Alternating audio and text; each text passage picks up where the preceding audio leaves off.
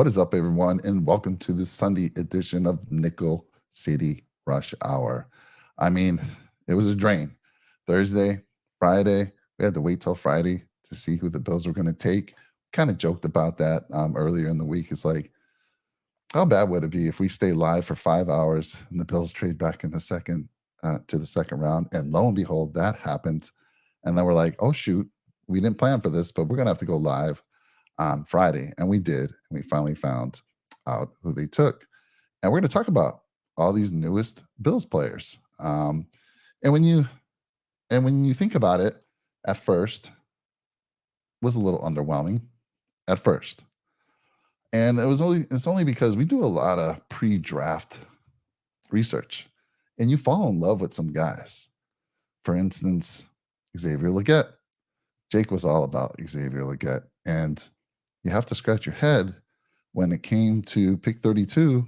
He was available. He was available for the taking.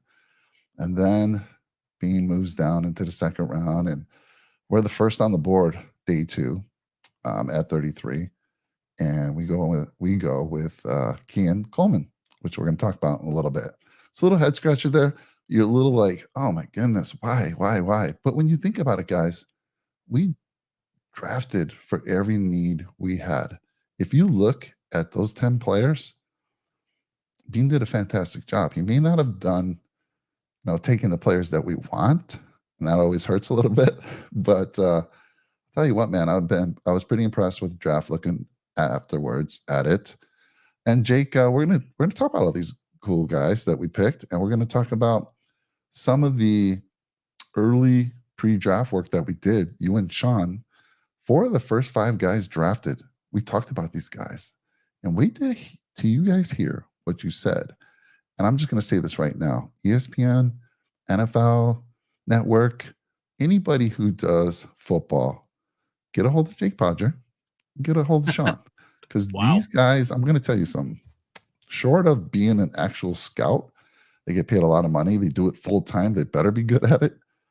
I don't think there's any content creators out there better than these 2 guys at evaluating talent.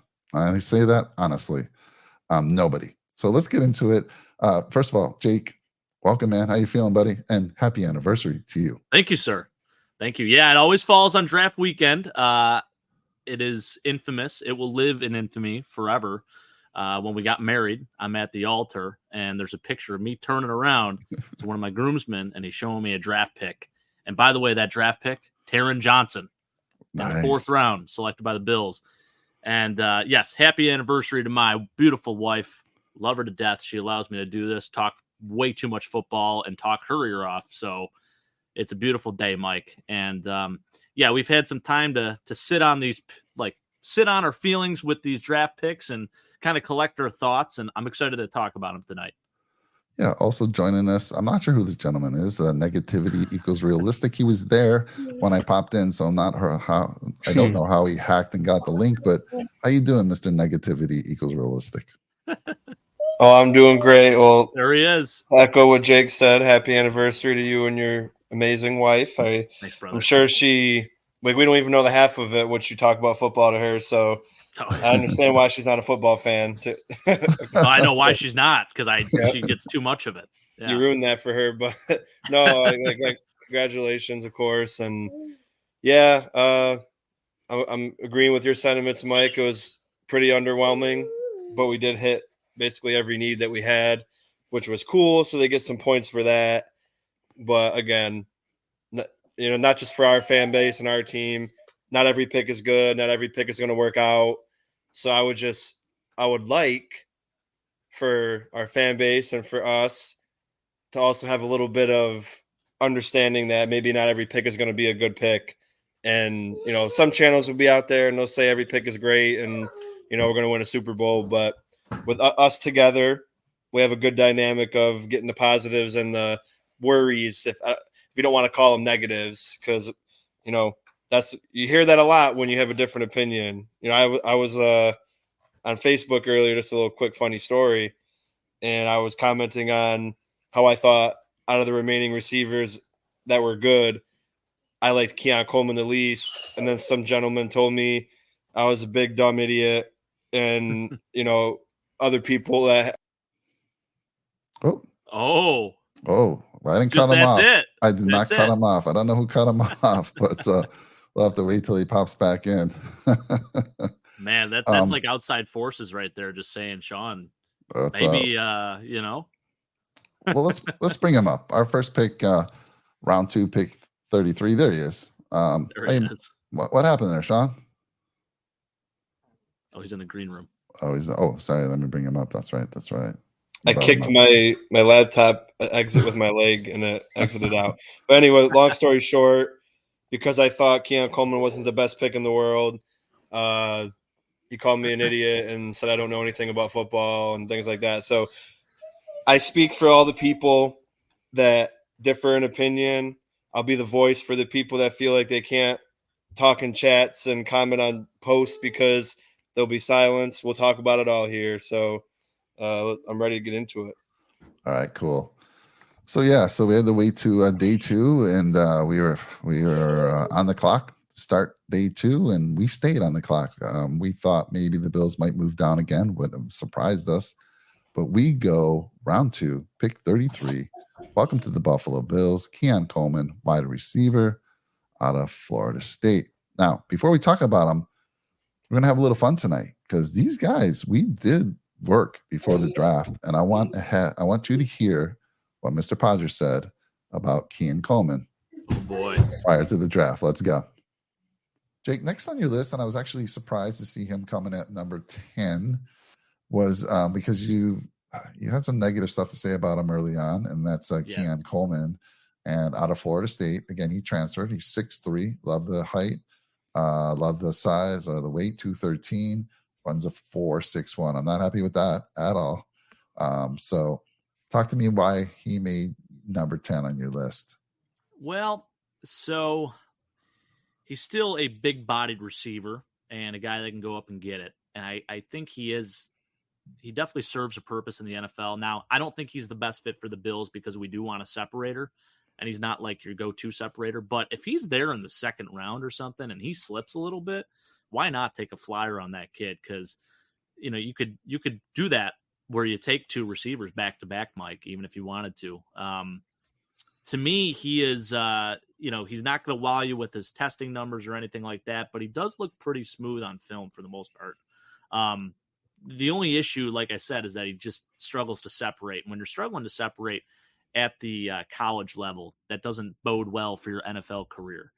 But he's prototype physicality, can block, got great frame, super athletic build, and a lot of things to love about him. He's a jump ball maniac, and I love what Weston's saying here. He's a jump ball receiver. Doesn't run the greatest routes in the world. Yes, I would certainly agree with that, but still moves well, if that makes sense. So he doesn't look awkward. He doesn't look like Kelvin Benjamin out there or anything like that. So if he's available in the second round, he slips a little bit, even late second round, why not take a flyer on that kid? So that's why I had to put him at 10. I still think he can play at the next level, but for the Bills, he's not the best fit. Jake.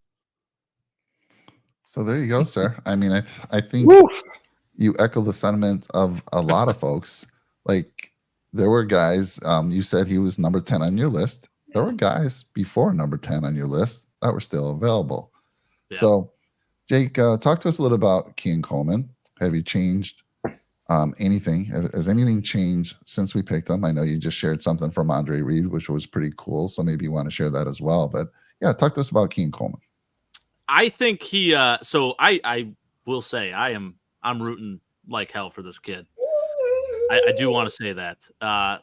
At first, I wasn't overly thrilled, of course. I watched this press conference, though, and I got to say, I mean, the kid's personality is so infectious, and I mean that in the best way possible. Like, he is going to fit so well here in Buffalo, at least on that side of things. And we go from Steph Diggs, who posts cryptic tweets and doesn't always respond to the media, doesn't always give them the sound bites that they want. And this guy's going to have plenty of those. And I don't know if that's good or bad, but it is a complete shift on that side of things, at least.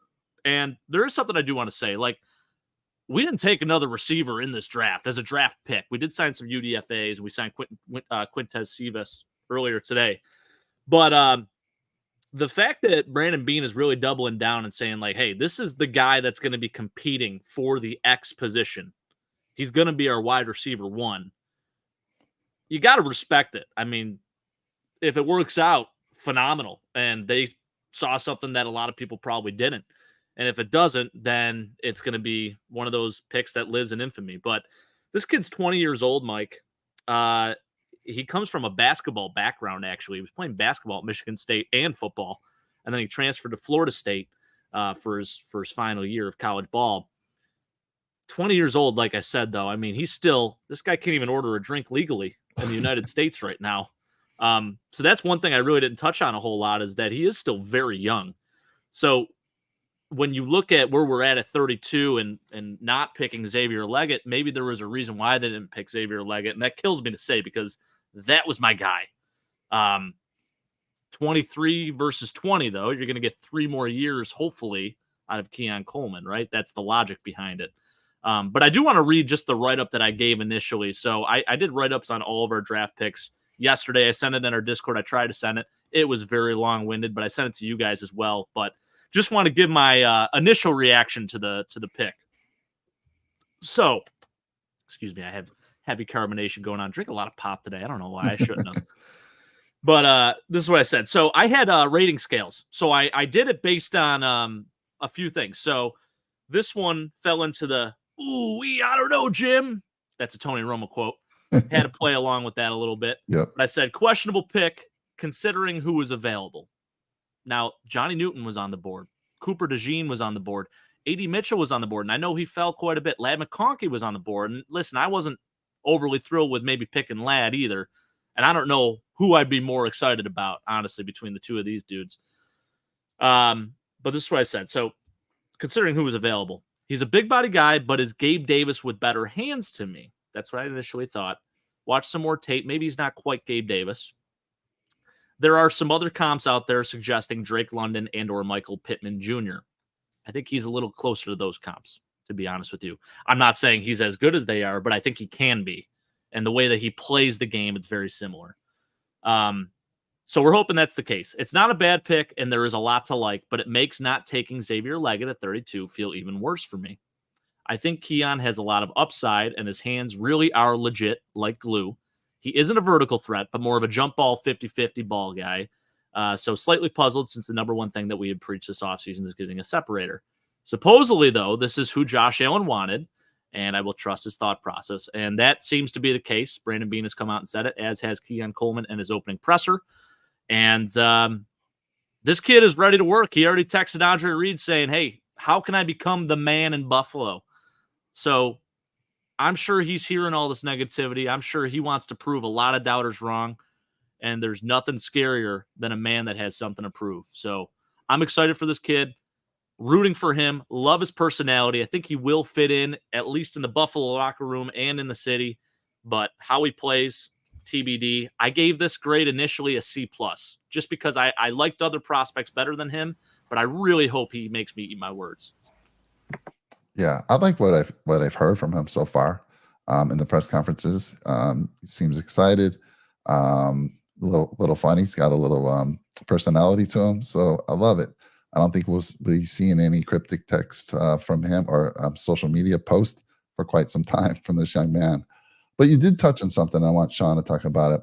You know, being known for a 50-50 ball guy is great, but you don't want to be throwing a lot of 50-50 balls, right, Sean? Talk to me. Yeah, well, just to touch on what Jake said real quick, everyone has got something to prove. If the whole world believed in him, he still have to prove them right. So I don't see people questioning his ability to separate as doubting him as a person and wanting him to fail. But like you said, there's a lot of great things about him.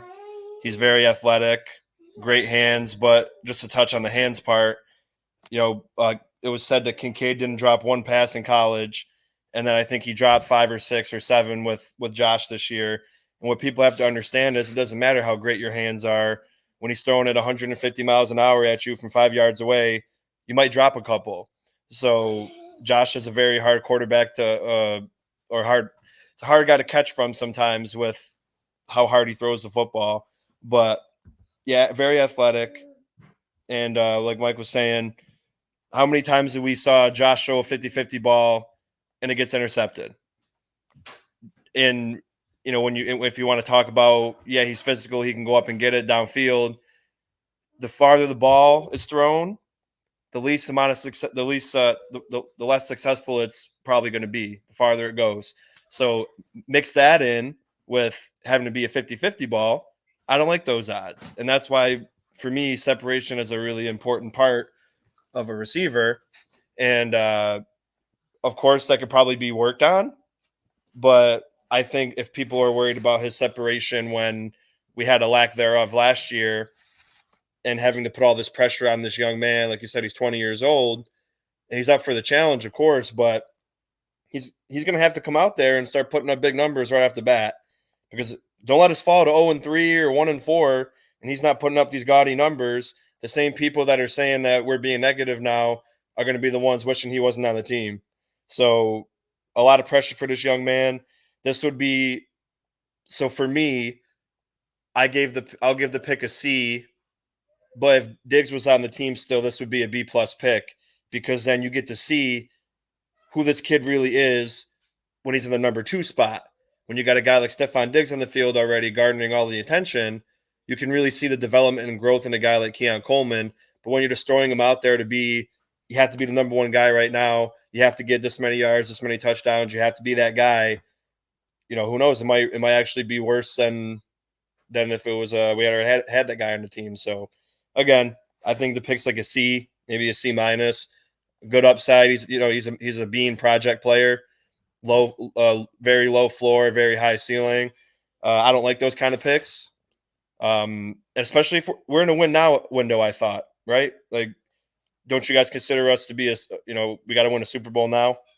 So if we're picking project players in the first round or first overall pick, in a win now mode, it's kind of head scratching. But yeah, I'm not a fan of they highlight the 50-50 ball. You don't want to throw a lot of 50-50 balls in the NFL, because when you play against guys like Sauce Gardner and Jalen Ramsey and Trent McDuffie and L'Jarius Sneed and Pat Surtain, it's not 50-50. It's more 75-25.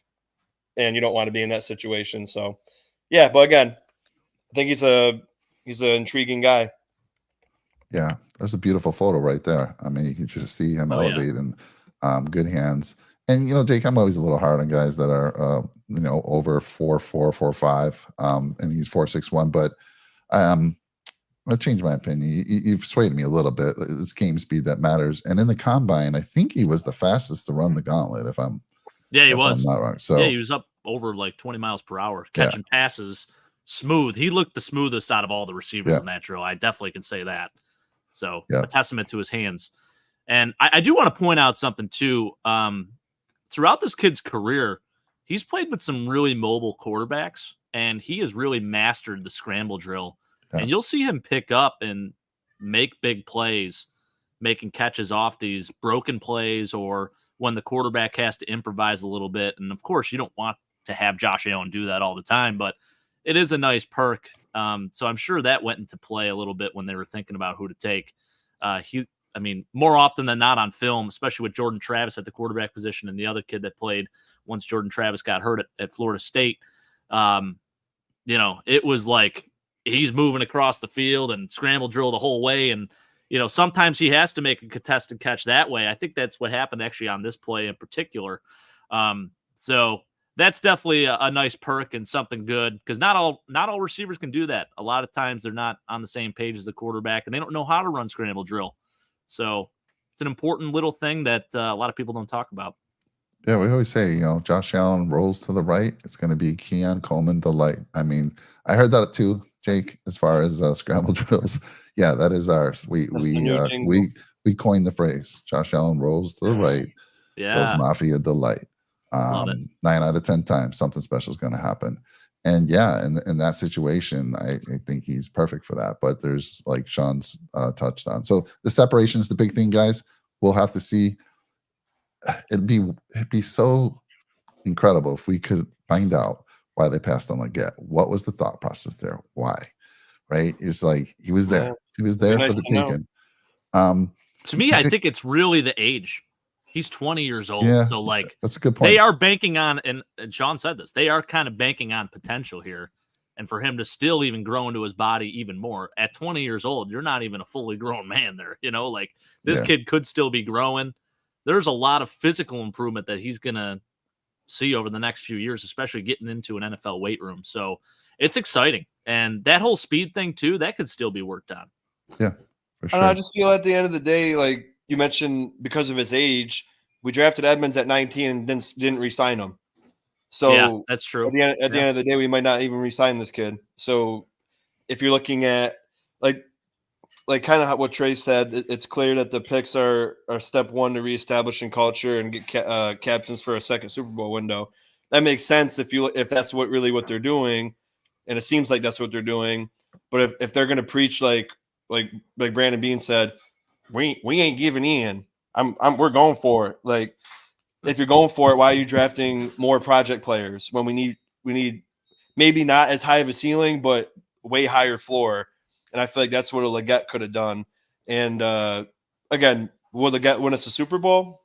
I don't know. Probably not. But I feel like we'd be in a little bit better position as far as this year maybe. But I believe that if we had Stephon Diggs this year, and we knew we were getting rid of Diggs next year, the Coleman pick would have been great because he'll have a year under his belt in the NFL and the offense, and then you can really see what his deficiencies are in the NFL. Like, can the separation be fixed? I mean, I didn't play receiver, so Jake, you have to comment on that. Is separation something when you get to the NFL you can actually fix it, or is it just something some guys got it, some guys don't? I don't know about that, but if we had a guy like Diggs, then we can learn that about him, and we can coach him up and maybe not put him in all these big, crunch time decisions or positions to make the biggest play.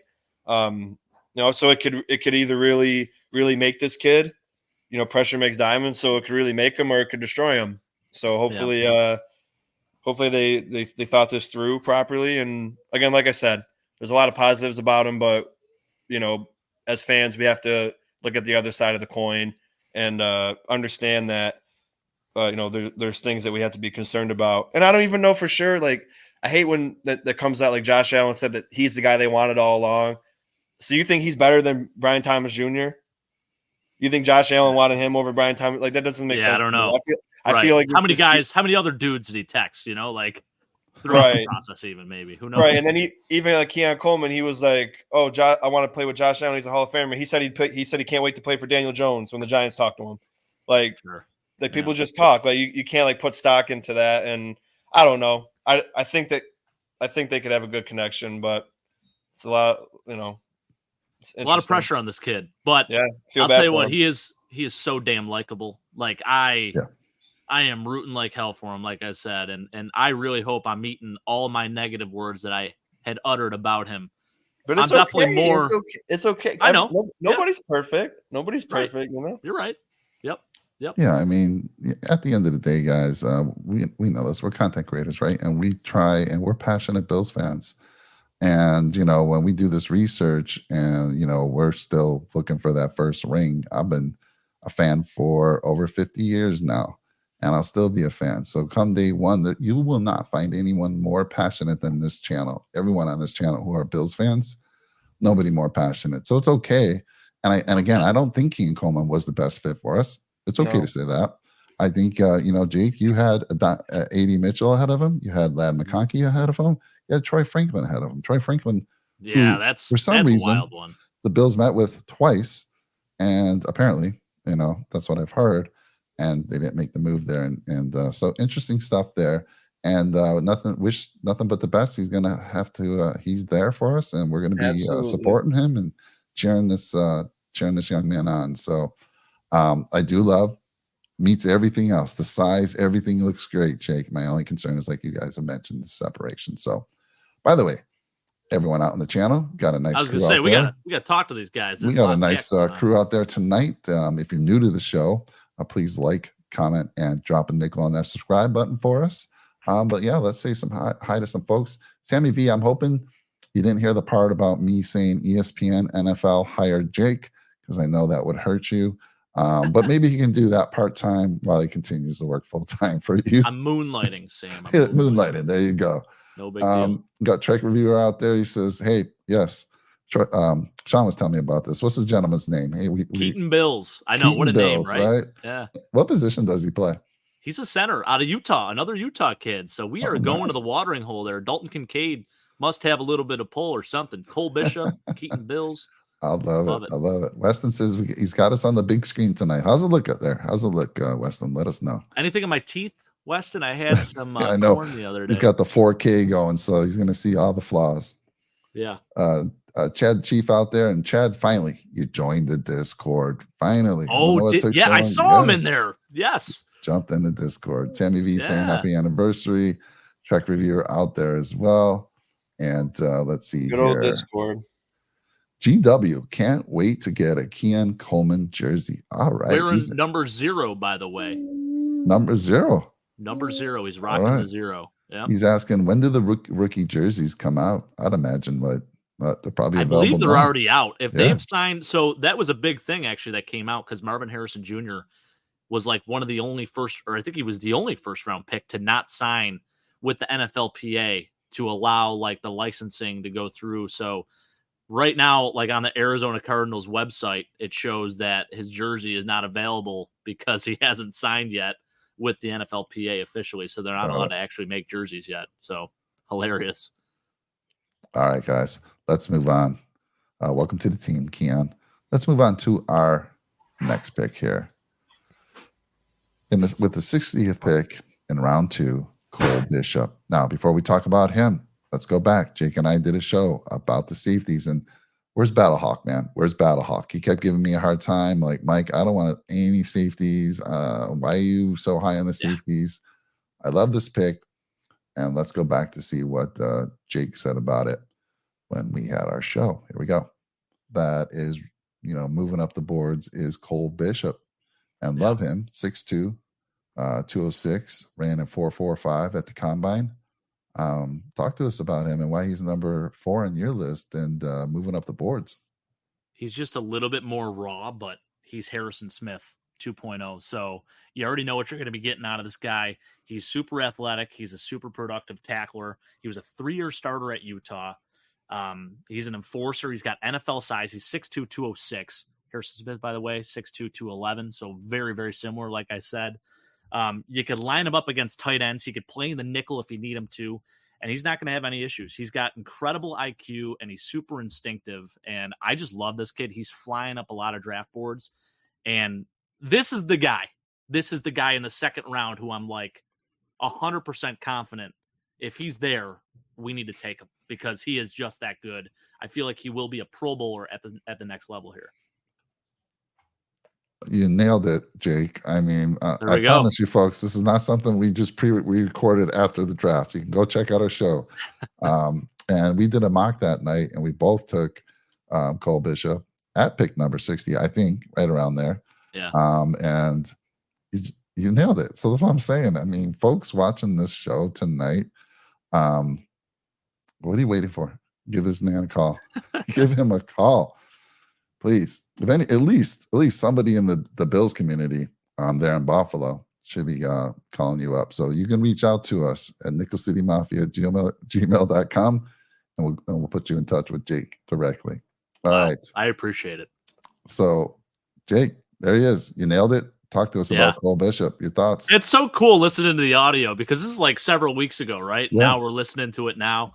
That Keon Coleman thing, that was a real long time ago. So it is really cool to hear what I had to say earlier. I don't remember what I did yesterday, let alone a few weeks ago. So this is great. Yeah, Cole Bishop. This was one of my love it category players. I said my favorite pure safety prospect in this draft. He has Pro Bowl potential, and the Bills nailed this one. If you're familiar with Harrison Smith, who plays for the Vikings, I've been beating the dead horse on that one because they are literally the same size.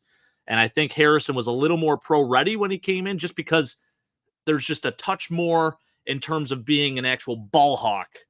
Cole Bishop, I think, has good ball skills, but I want him to transition to being both a good hitter and more disciplined and a ball hawk. So, and I think he'll get there. With this coaching regime, he will get there. But I said Pro Bowl potential. Bills nailed this one. If you're familiar with Harrison Smith, who plays for the Vikings, this is his clone. I love this move, and we have a day one starter for a needed position. Grade A. Boom. Nailed it. And I love it. So, Sean, what's your thoughts on Cole Bishop? I'm not.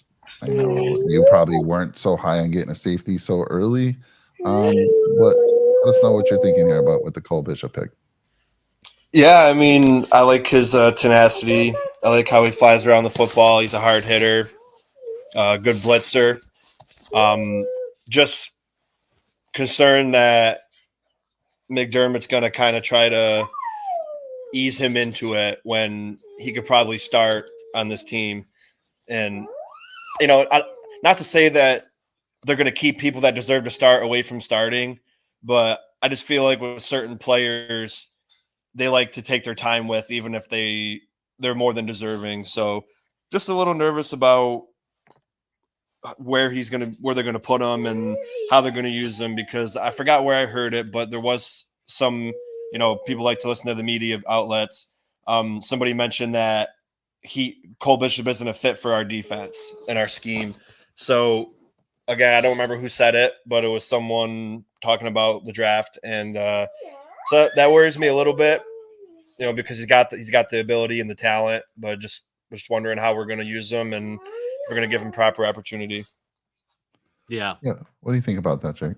Well, so we got a little bit of an answer on that. I had read some tweets just from Sal Capaccio and some other Bills media members that are close and have talked with Brandon Beane about it. And I know that there was some mention of him potentially even playing like that Saran Neal role too, where he'd come in and play a little bit of nickel, which I mentioned he can play.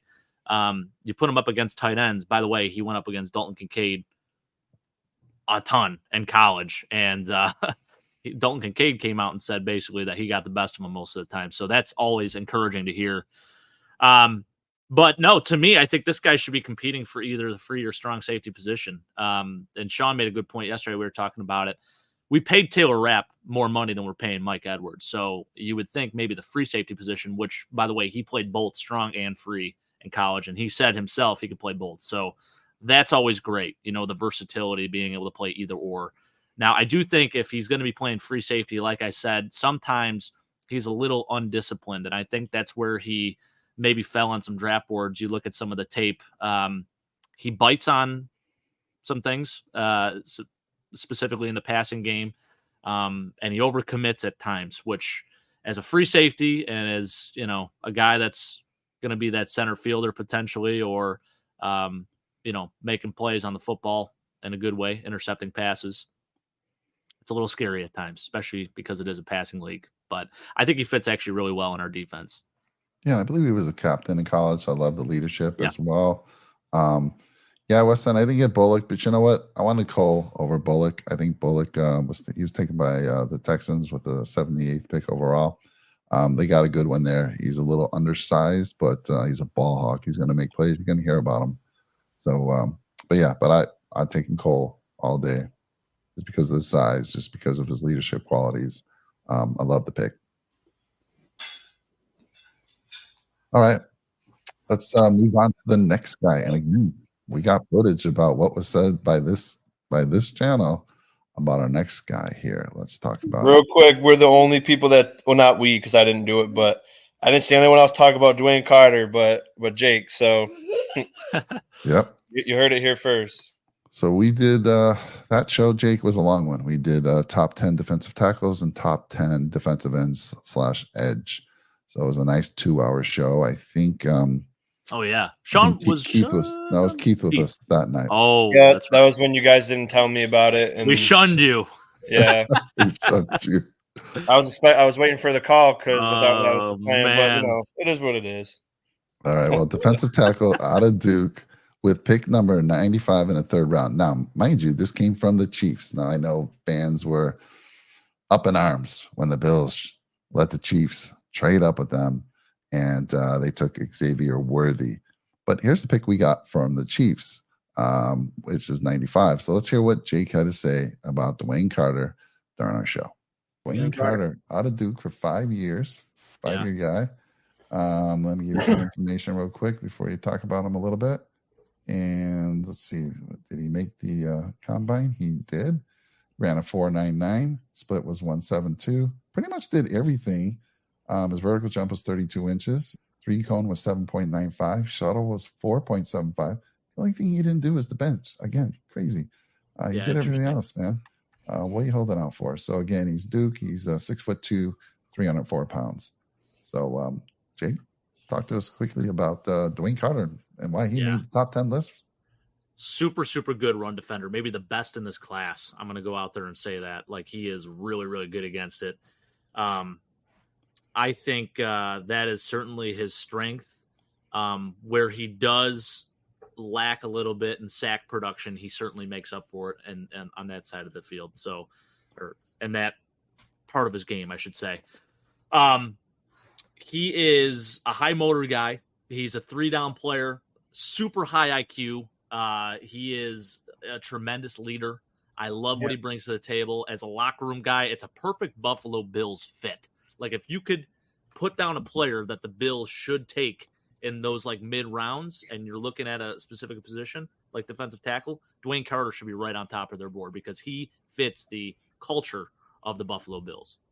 And where you seeing him? Did you say that already? Like 3rd round. Dwayne Carter out of Duke for 5 years. 3rd round. Nailed it. Pretty good, I mean, huh? this is scary. There you go, Jake. Scary stuff. So awesome. Dwayne was, I think he was like 8th or 9th on your list. Let me confirm that real quick. And yes, he was. He was 9th on your list. But talk to us. You got your guy, one of your guys, and talk to us about Dwayne Carter. Yeah, I said it really well there. He's a perfect fit for the Buffalo Bills. So there was a common theme in this draft. Outside of the Keon Coleman and Cole Bishop picks, the first 2 picks, a lot of the other guys after that followed, they were older. Like, this dude's 23, going to be 24. And now the COVID year has a lot to do with this because a lot of these dudes got an extra year of eligibility because of it. So I think we're in one of the last classes of the COVID year coming up here. So that may change as we move forward in the future. You might not see as many of these 24, 23-year-old rookies. But I like it a lot. You know, he's had the time to mature. He plays at a very high motor, very high level, especially against teams that he went up against in the ACC. So that's what I had to say about him. I said I like the pick a lot. It fell in my like it a lot category. This is a really nice pick due to his versatility, being that he's played the 1, 3, and 5 tech positions in college. Carter is a prototypical NFL defensive tackle, and he's primarily a run stopper with some pass rushing ability. He's very savvy, very aggressive, and has a great motor, but he's not a pass rush specialist per se. He did register 8 sacks in 2022 and played up against higher competition while at Duke and played really well against Clemson in that opening game. Team captain, great leader, and should be a nice rotational piece who can come in and play behind either DaQuan Jones or Eddie Oliver. Nice addition, as this is one of the Bills' older position groups coming in with an average age of 29 years old, and I gave this a B+ grade. I love that. So, Jake, you and Anthony were saying he's not really a pass rush specialist, defensive tackle, right? But like you mentioned, in 2022, he had 8 sacks. He had 2 sacks in 2023 and 4 sacks in 2021. Now, 8 is a lot for a defensive tackle, but I want you to look more at the hurries. He had 27 hurries in 2021, 37 hurries in 2022, and 17. So a little bit of a drop off last year. Not sure if the guys around him changed or what, but I mean, he does bring some pass rush ability there. So imagine him and Eddie Oliver on the field at the same time, 3rd down and 9, and you need to stop or whatever. And man, I'll just love it. So Sean, you love these trench guys. What you think about Dwayne Carter? Yeah, well, again, for like Bishop and Carter, they're good, and it's not like they're not going to be good, pretty good players for us. But when you think about who we could have had, and maybe if you took Newton at 33, and then maybe the board would have fell differently and things would have been different. But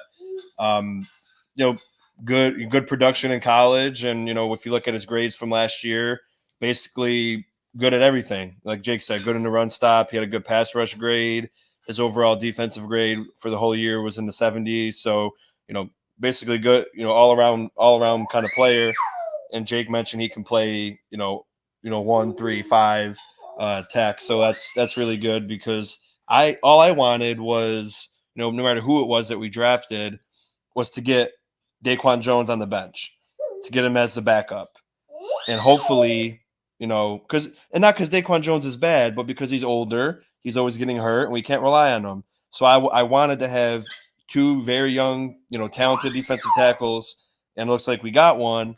I just got to see how he does in camp. I'm not going to say he's going to come out there and be a starter automatically, but like you said, he's a leader.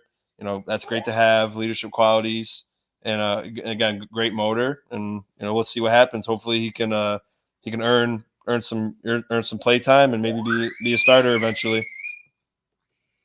I love it. So Jake, at this pick, I'm looking at your list here, and I'm trying to see if they were available. Michael Hall was gone for sure. Brandon Dorlus was there. You had Brandon Dorlus ahead of him. Devondre Sweat, I think, was taken. Yeah, because Devondre Sweat, he was taken. That was by the Tennessee. surprise. He went in second. Yeah, he went in second, 30th overall to Tennessee.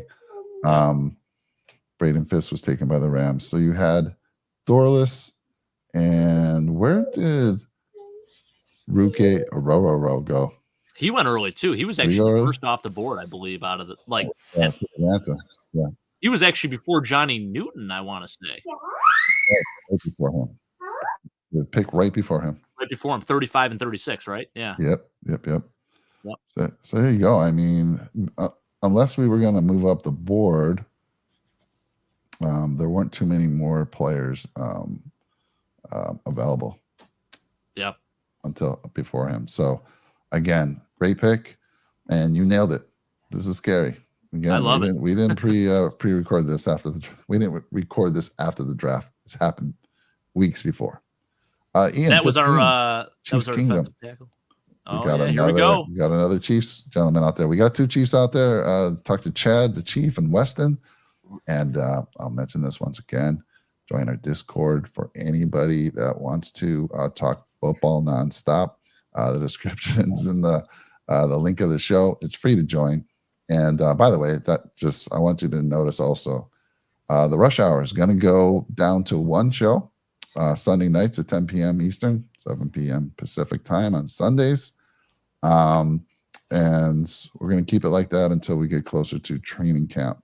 Now, if there's football to be talked about, we'll talk football. But the rush hour, we've been known to talk about other things. We'll entertain you somehow, some way on Sunday night. But again, if there's football to be talked about, that'll be first for us. Anyhow, Trey Williams also saying here he thinks Cole Bishop takes the job at Game 6. Love it, Trey. Yeah. Now, who does he take the job from? Mike Edwards or Taylor good Rapp? question. I just feel like it has to be Edwards because there's based on the contract, they're assuming Taylor Rapp is part of our future. Mike Edwards is not. So agreed. I would hope that he's. And that's the thing. If Bishop's better at strong safety, though, maybe he has to play strong safety, and you have to put Rapp at the other safety position, even though he's not as good at that. I think Rapp is a strong safety, but if they have to put him, if they have to swap him around just because Cole Bishop's better at the other one, I mean, because he's a blitzing safety too, so he'd be better. You can't really blitz as much from all the way in the farthest position on the field. So it'll be interesting. Jordan Poyer used to do a lot of that, and there's flashes there too. I think Trey said it.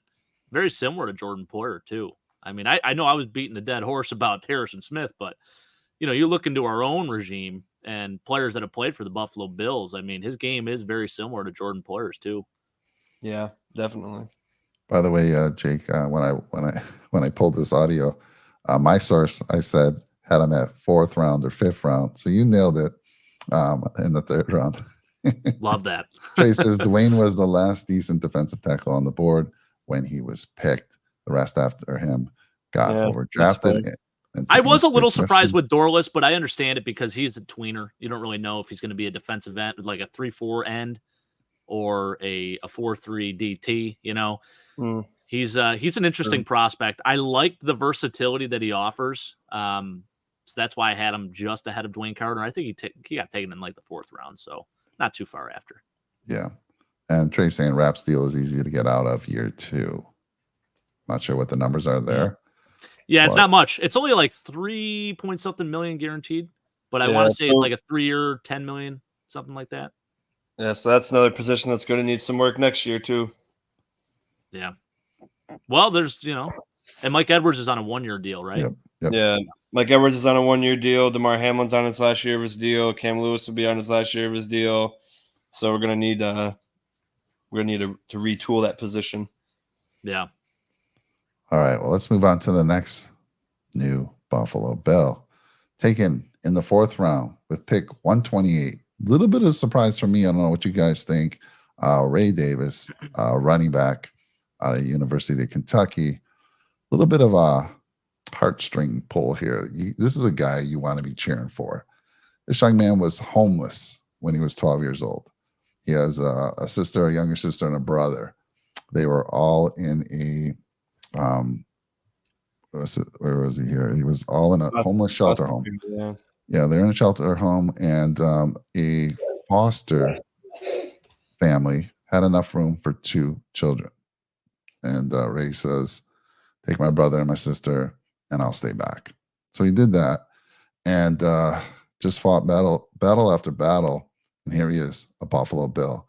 This guy plays hard, and he came up the hard way. I mean, you don't get to the NFL any harder than what this young man went through. So I am cheering for this guy. I don't care if I'm surprised that he got picked in round 4. But Jake, talk to me about Ray Davis, because I'm hearing some good things about this young guy. Yeah. Again, this is a case where, similar to Keon Coleman, like, I like the prospect, but my head was going a million miles an hour thinking like, man, we had an opportunity to take so many other players. But that's what I had to say about Ray Davis. He fell into that, I don't know, Jim, from Tony Romo statement type thing there. Good prospect, but based on who else was available here, I was wanting to go elsewhere initially. However, Brandon Bean most likely recognized that there was a string of running backs being selected and probably felt Davis would be available at pick 141, which that was the case. There was like 7 dudes taken in that round, and they were like all back to back to back. So I get it. If this is the guy that you wanted and you thought maybe you can get him in the 5th or late 4th or whatever it is, go ahead and take him because he might not be on the board there. He was the best running back left on the board at 128, specifically for the Bills scheme. And I think Trey actually talked about this a little bit too. Just that the Bills are a gap-focused team. He has great vision and patience and also can catch. He's a knack for scoring touchdowns. And the upside I mentioned as a pass catcher, as well as a route runner, is a huge plus. Powerful runner who will steal touchdowns from James Cook. So maybe take him on your fantasy teams. Especially when inside the 5. Only thing not to really love about the Ray Davis pick is that it'll be a 24-year-old rookie running back. So initially I gave this a C+ grade. Almost want to put it more at like a B-, just because I think he will serve a purpose here in Buffalo. He will be a nice change of pace back. He's 5'8.5", 211, good size. I really like the prospect. Love the story, of course, and again, I'll be rooting for him, man. Yeah, I think the way Bean was explaining in his press conference of how he runs reminded me of Pacheco. Basically, the way he was describing it, he runs. I don't know the word he used. Runs angry. Right, exactly. That's one. That's he a does. good word. I don't know what he said, but runs angry, which is like Pacheco. It's one of the reasons that Pacheco. Sorry, Chiefs guys. And we saw he's the a Dolphins. Beast. Yeah. We saw the Dolphins go up and get Jalen Wright. So that was interesting because Jalen Wright, super explosive, fast as hell, but not good vision. Ray Davis, decently fast, maybe the best vision out of all the running backs in this class. So that's one thing that you love to see. He's a very patient runner. And that, I think the maturity, he is a 24-year-old rookie, so that might not be great, especially at the running back position. But there's a lot to love about him just because he is a little bit older. And I think he played at 3 different schools. And every school he played at, there was good production. So you love to see it. Yep. Shot and thoughts on Ray Davis?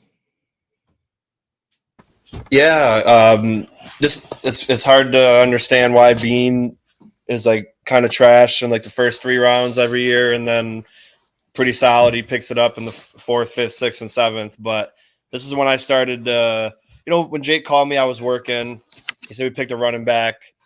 Obviously I wasn't happy because I too felt there was other positions we could have went at. And even with running back, I felt there was better running backs on the board. I even felt like the Dolphins reached for Jalen Wright and that he wasn't even the best running back available either. But like when you talk about what this man had to go through in his life and how he never wavered, he never felt the world, that he's got to give up and the world's against him and he's not meant for anything. He truly just kept battling, and it's really remarkable. That whether he's 24 or not, it's remarkable that he made it to this part. This point in his life when, like he said, he's a 1%er, and that's really when you look at it from that scope. It's we used to say that in the infantry, like when only 1% of the world joins the military, but 1% of that 1% is infantry. So obviously it's not the same thing. I'm just saying, like, as far as 1%. When you look at it through that microscope, it's really remarkable. I like, we definitely needed a running back. I didn't know which round to get him, but he could definitely be a number 2 over. I keep forgetting Ty Johnson. Yep. Like I said, this guy played in the SEC. He produced, great touchdown. He can catch the ball. So again, I didn't watch much tape on him yet, but I've heard a lot of great things about him. So really, really awesome guy to cheer for, and I'm glad he's a Buffalo Bill. Let's see here. Chad the Chief says there was a kid that got drafted from the area here in Southwest Missouri. Isaiah Davis from South Dakota State, drafted by the Jets. He rushed for over 2,000 yards last season in FCS. Nutty numbers. Yeah. For sure. Trey saying Ray Davis has poor pass protection. I mean, way better than James Cook, but that's his only real weakness. That's interesting, Trey, because I was listening to Bean talk about him yesterday, and he said the biggest thing that stuck out about Ray Davis was when he had a BPU against, I think it was Vanderbilt, and he took out this defensive end and just flattened him. And it was like the first play that he would replay on tape every single time. So interesting that you say that. Bean seems to think otherwise. So yeah, love it. Yeah, I mean, he's got the size. I mean, it's just maybe of his technique. Hopefully they can work with him on that. If you got the size and the strength, the technique, that can definitely be worked. It's coachable. Yeah, for sure. Yeah. So a little bit of a surprise here, but again, I felt like I was on the bandwagon where we could have picked up another vet, but love it, love the story, and I think if he runs anything close like Pacheco, I'm down for it. Absolutely. All right, cool. Let's move on to the next gentleman here. That's part of our Buffalo Bills. That's picking the draft. So, round 5, pick 141, center, Cedric Van Pran-Granger, center out of University of Georgia. And yes, we have a clip. We talked about one of the first shows we did about positions was center. And you might be asking, why'd you do center? I mean, and I think, was this before all the moves went down? Did we lose Mitch already? Yeah, I think we lost everybody at this point. All right, cool. Well, let's hear what Sean and Jake have to say about Mr. Cedric Van Pran-Granger. Let's go. Yeah, so Van Pran, 6'4", 298, big guy, strong, muscular guy. I guess you could consider him light in the pants compared to some of the other guys that we talked about at 298. But when you think about physical, handsy, tough, Van Pran's my guy. And I looked at him and guys like in the 3rd, 4th, 5th round because I'm assuming that we're going to ignore the position. And I'm like, well, if he's there and we already got receiver and D tackle, maybe they'll just be like, you know what, we do need a center. So we'll go with a guy like him. But 2023 Jacobs Blocking Trophy Award winner, best blocker in the conference. They don't just give that to anybody. So that's SEC incredible. too. That's the SEC too, Sean. So a lot of competition. And I'm big on that. And like I always say, the most important thing for me is how do you perform against great talent? How do you perform against the teams when it matters most? How do you perform in the big games? And Georgia Bulldogs, they're always up in that conversation of being the best team in the college football. So got to watch them a couple of times. I didn't watch much college football this year, but when I did, it seemed like Georgia was on. So I liked what I saw from him. I like it. Yeah. He reminds me a lot of Lloyd Cushenberry, actually. Very similar in size coming out of college. Both played for the SEC. Lloyd Cushenberry was at LSU. But, yeah, a guy that I think, probably a surefire third-round pick, but he'll be an early third-rounder, and he's going to make some team very happy, and he'll be a starter for the future for them. Yeah, so So, Jake, Yeah. you said third rounder. We got him in the fifth. Yeah. So it's an absolute steal. And so talk to us a little bit about Cedric, and then I'll have Sean talk about him, because this is actually, hold on, Jake. Hold on. Let me have Sean talk about him, because this is Sean's been preaching. We need a center. So, Sean, why don't you go first and talk about Cedric? Yeah, well, just before we get into it, it was kind of funny how, I mentioned like we're definitely going to ignore the position in the beginning, but as long as we get receiver and D tackle first, and we did. Great, but the whatever website gave me that weight, it kind of, I guess they were wrong, because he's listed at 310 now. So I don't know. Let's just say he's between 298 and 310. I just wanted to make sure, because I saw it again recently when I was going back and looking. But to me, this is definitely the best pick in the draft, and I mean, but by that, not only because he two-time national champion, but like you said, third round value. We got him in the fifth round, and very, very high IQ. And let me just read a little bit of analysis beforehand, because I didn't read it at the time, but I'm only reading this now because Cromer said he wants him to play guard. So here's what his draft analysis in the beginning was: very high IQ center prospect whose acumen, experience, and physical mentality warrant a shot at a starting role, center only, in a man gap heavy scheme despite athletic limitations. And before I get to the athletic limitation part, again, perfect fit, because we run a lot of gap run schemes. But they say athletic limitation, but when you look at his athleticism score in the combine, he was ranked first overall for offensive line. So I don't know. I don't understand why they got confused there. But yeah, I'm super excited for this pick, because I really think we have a shot to put him at center, and he can earn that starting position, and we can put McGovern back at left guard, and then the offensive line, essentially once we figure out what Spencer Brown's going to do, we'll be locked up for the next 2 to 4 years. Especially the interior will be very very good.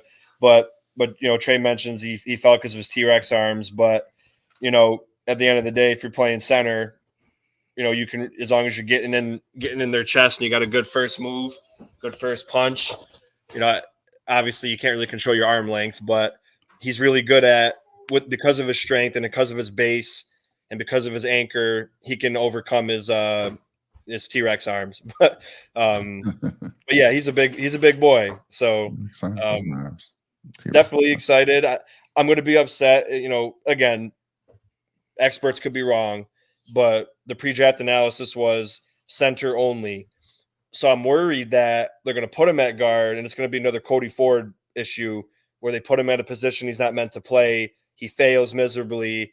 They give up on him and they get rid of him, and they ruin his career. And that's what they did with Cody Ford, because they try to put him at guard when he was an actual good tackle, and then he got hurt, and they moved him left and right guard. He sucked, got rid of him, and now his career is basically nothing. So hopefully they give him a chance to earn the starting spot. They put McGovern back at left guard, and then this could be another top 5 offensive line like we were last year. Jake, did you listen to Bean's press conference? I think it was today. It was they were hitting them up, and I think somebody asked him that question. Yeah. About Connor maybe moving back to guard, and he kind of put that to rest and said no, is what I heard. Correct me if I'm wrong, but that's kind of the big dilemma, like Sean's talking about here. Sean would love to keep that line intact. That line was so good last year, right? And now you're moving to we got a new guy, David Edwards. Got Connor moving over, who was fantastic at guard. The thought was, hey, if this guy can come in and play center, Connor goes back to guard, and now you only have one change on the line. However, center is an important role, But Connor doesn't have crazy experience of playing center. I know he does. But what's your thoughts on that? And did I hear Bean correctly on that? So I didn't hear what you were talking about today, Mike, but I did hear his press conference yesterday. They asked him about Van Pran-Granger, and he had mentioned just being able to play guard where he has played it in practice, and not really in any meaningful games at Georgia or anything like that. But he said he did like the versatility that he offers, but he's going to be competing at center. So he did say, he at least verified basically like, hey, he's going to play center to start. And there's a chance maybe he does move to guard, but at least he will be at the center position. So that's what I seen yesterday. And one thing I mentioned in that episode we did too with center is it's very important to be, the centers, to have high IQ is one of their most important traits. And he has that. I'm not saying McGovern doesn't have high IQ. I honestly, I don't even know, but that's one of the highlights in his draft profile. He's a very high IQ player. So again, and Trey said, was Cromer there for Ford? No, I'm using it as the example of the Bills, especially Brandon Beane and Sean McDermott. They shouldn't assume this because they're at the highest level, but they assume that every offensive lineman can play every position on the line. And as we talked about, even though left guard and right guard are still guard, they're completely different positions, and you can be great at one and bad at the other. So I'm worried that because they like this guy, they're going to try to put him at left guard and he's not going to work out.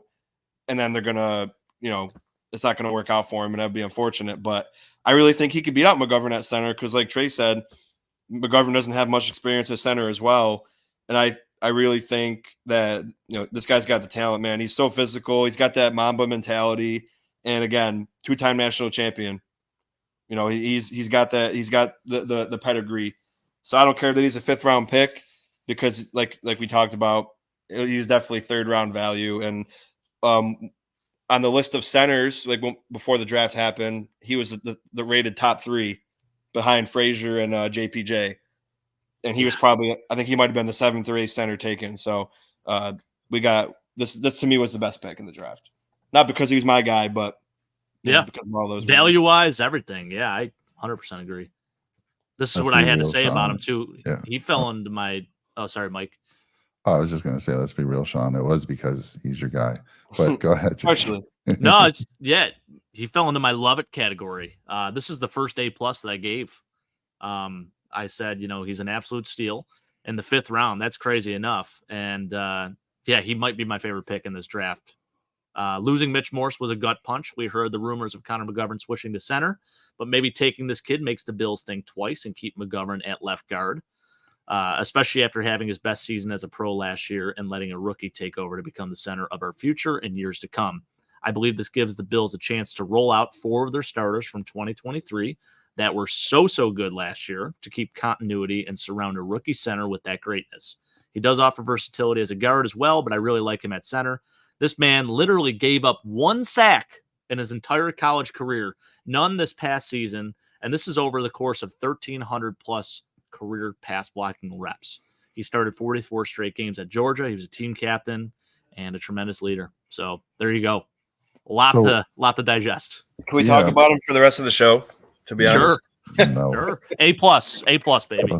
My only concern, guys, and I said this, and if you've watched it, hopefully you did. Eric Woods had Connor McGovern on one of his podcasts. Yeah. And when they talked about McGovern moving over to center, McGovern said, yeah, Cromer had told me that, or basically that you would be the eventual replacement for Mitch Morse. And he didn't think it was going to happen this year, but he knew that if Mitch got injured or when Mitch moved on, that he would be the guy. And he sounded excited about it. So they might have to have a conversation with him if they think Cedric Van Pran-Granger is going to be that guy. But I have a concern that I think, McGovern's thinking that's the spot. And he's going to be like, really? You're going to put a 5th rounder over me? I don't know. It's interesting to me.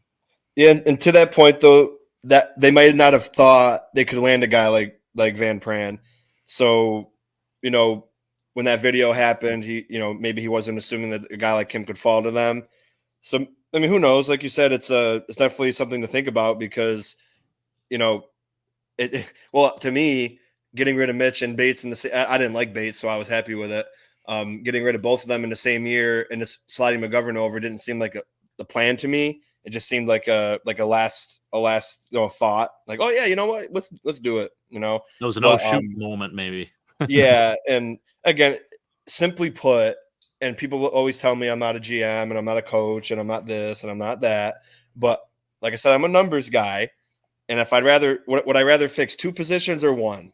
And it's always a lower number. So if Van Pran can earn it in camp, because he has to earn it, I feel like McGovern could go back to left guard where he had his best year as a professional, next to Dawkins, who also had his best year as a professional. And let's keep that chemistry going and repeat. And then hopefully Brown and Torrance can repeat.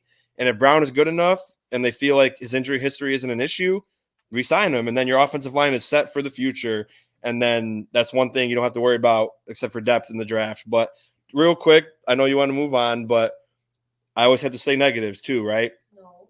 So one of the negatives about people are worried about with Van Pran is, one-on-one in space with athletic like edge rushers and linebackers. So where we saw Mitch Morse pull a lot, he might struggle with that in the NFL. Again, that could be something he can improve on.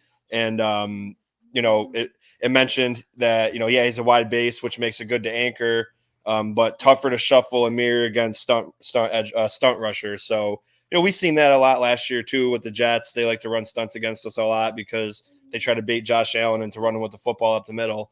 But again, those are things that could definitely be worked on and fixed.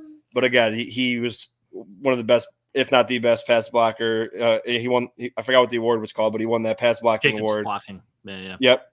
So again, it's those little things, but everyone's got little things, and he's got a lot more positives than negatives, and super excited about him, man. I just really can't wait. He's a great pick. Yeah, 100% great pick to have that nice depth piece, if it is a depth piece. And one thing Bean did say is everything has to be earned. So you could be right, John. You can come in camp and just wow everyone. And it's like, all right, sorry, Connor, you can have to slide back over. This guy is just killing it. RX Fly Fishing, is he better than Mitch? I don't think you can say that. Mitch was like an elite center. Yeah, he's got to play first. Yeah, exactly. But thanks for joining us, RX. I haven't seen you in a while. Let's move on to the next person. Newest Buffalo Bill.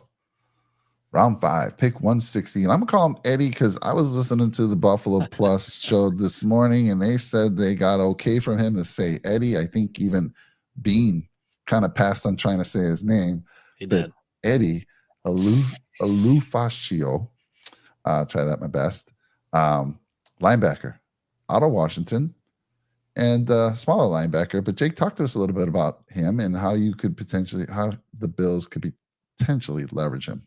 Yeah, this is a solid pick. We lost Tyrell Dotson. And, I know we brought in Nicholas Morrow, as that guy to potentially replace Tyrell Dotson. But this kid is super athletic, and I think they saw him on the board there in later in round 5. And I felt like this is a pretty nice pick.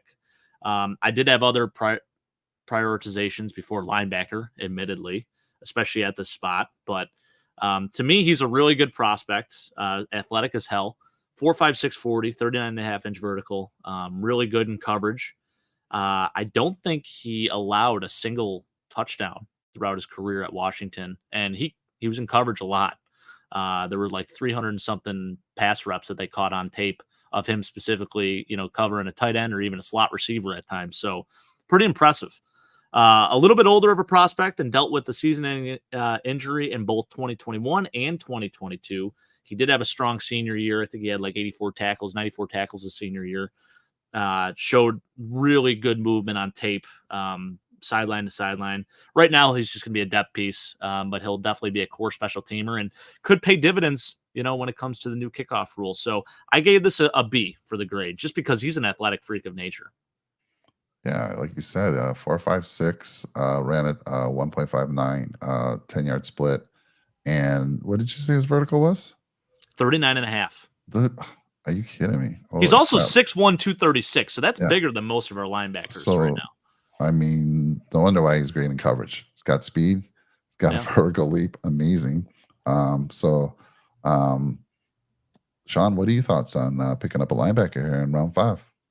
Yeah, it was definitely needed. We lost Metakevich. Obviously, you lost Klein. We got Milano. You got Bernard. You got Nick Morrow, and then Balin Spector, and like Trey mentions with the new special teams rules, having really athletic guys. Like, I'm gonna try to pronounce the proper name, even though he said you could say Eddie. The way it says on Google, it says Eduhfoon.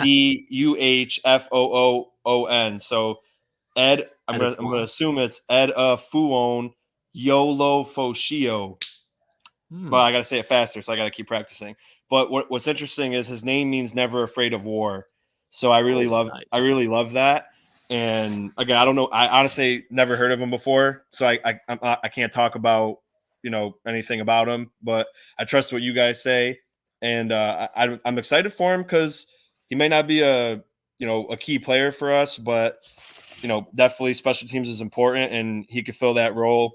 It said "yo" on the pronunciation online, so if it's wrong, then blame them. I apologize, but I do want to learn his name properly, so I got to find out where someone's saying it. So, but yeah, I'm definitely nice, and looking forward to see what he can bring. Again, like I said, I don't know nothing about him besides obviously he looks athletic and got a good body frame, 6'1", 236, 240. So looking forward to see what he does.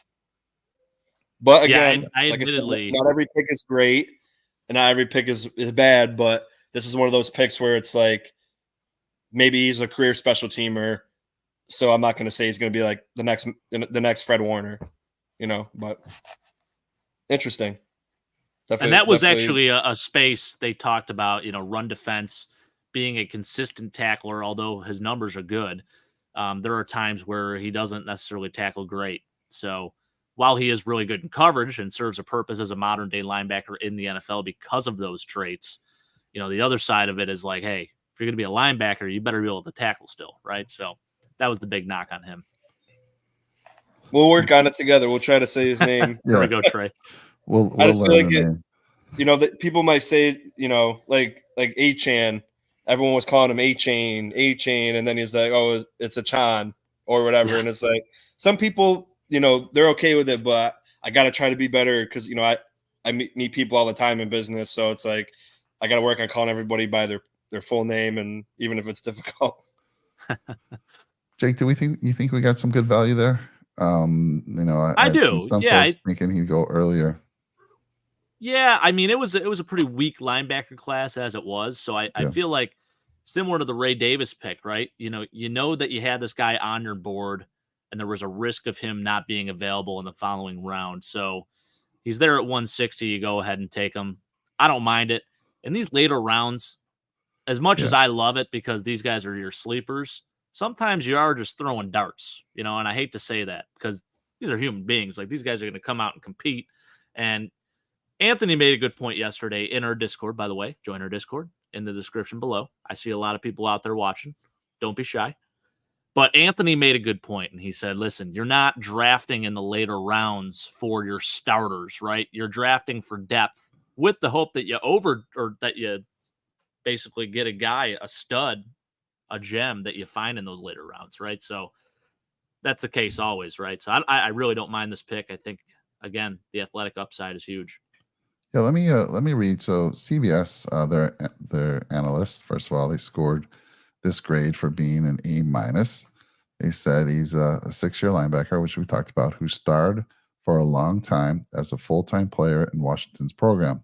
Big-time tester, and it showed on the field. Just takes a second to diagnose. Keen block avoider as he's sifting through traffic. Smooth athlete all around, but doesn't quite play to his workout. Reliable tackler who also flashed coverage skill down the seam. High floor pick here. Crowded linebacker room. Yeah. So, like the pick. Let's see here. What's Jay saying? I think there was a better value for a slot wide receiver. Yeah, I mean, since you're bringing that up, let's talk about that, Jake and Sean. I mean, you even mentioned it when we took Keon Coleman. We would double down on wide receiver. And I think a lot of Mafia is asking that same question. Why didn't we double down? What's your thoughts on that, Jake?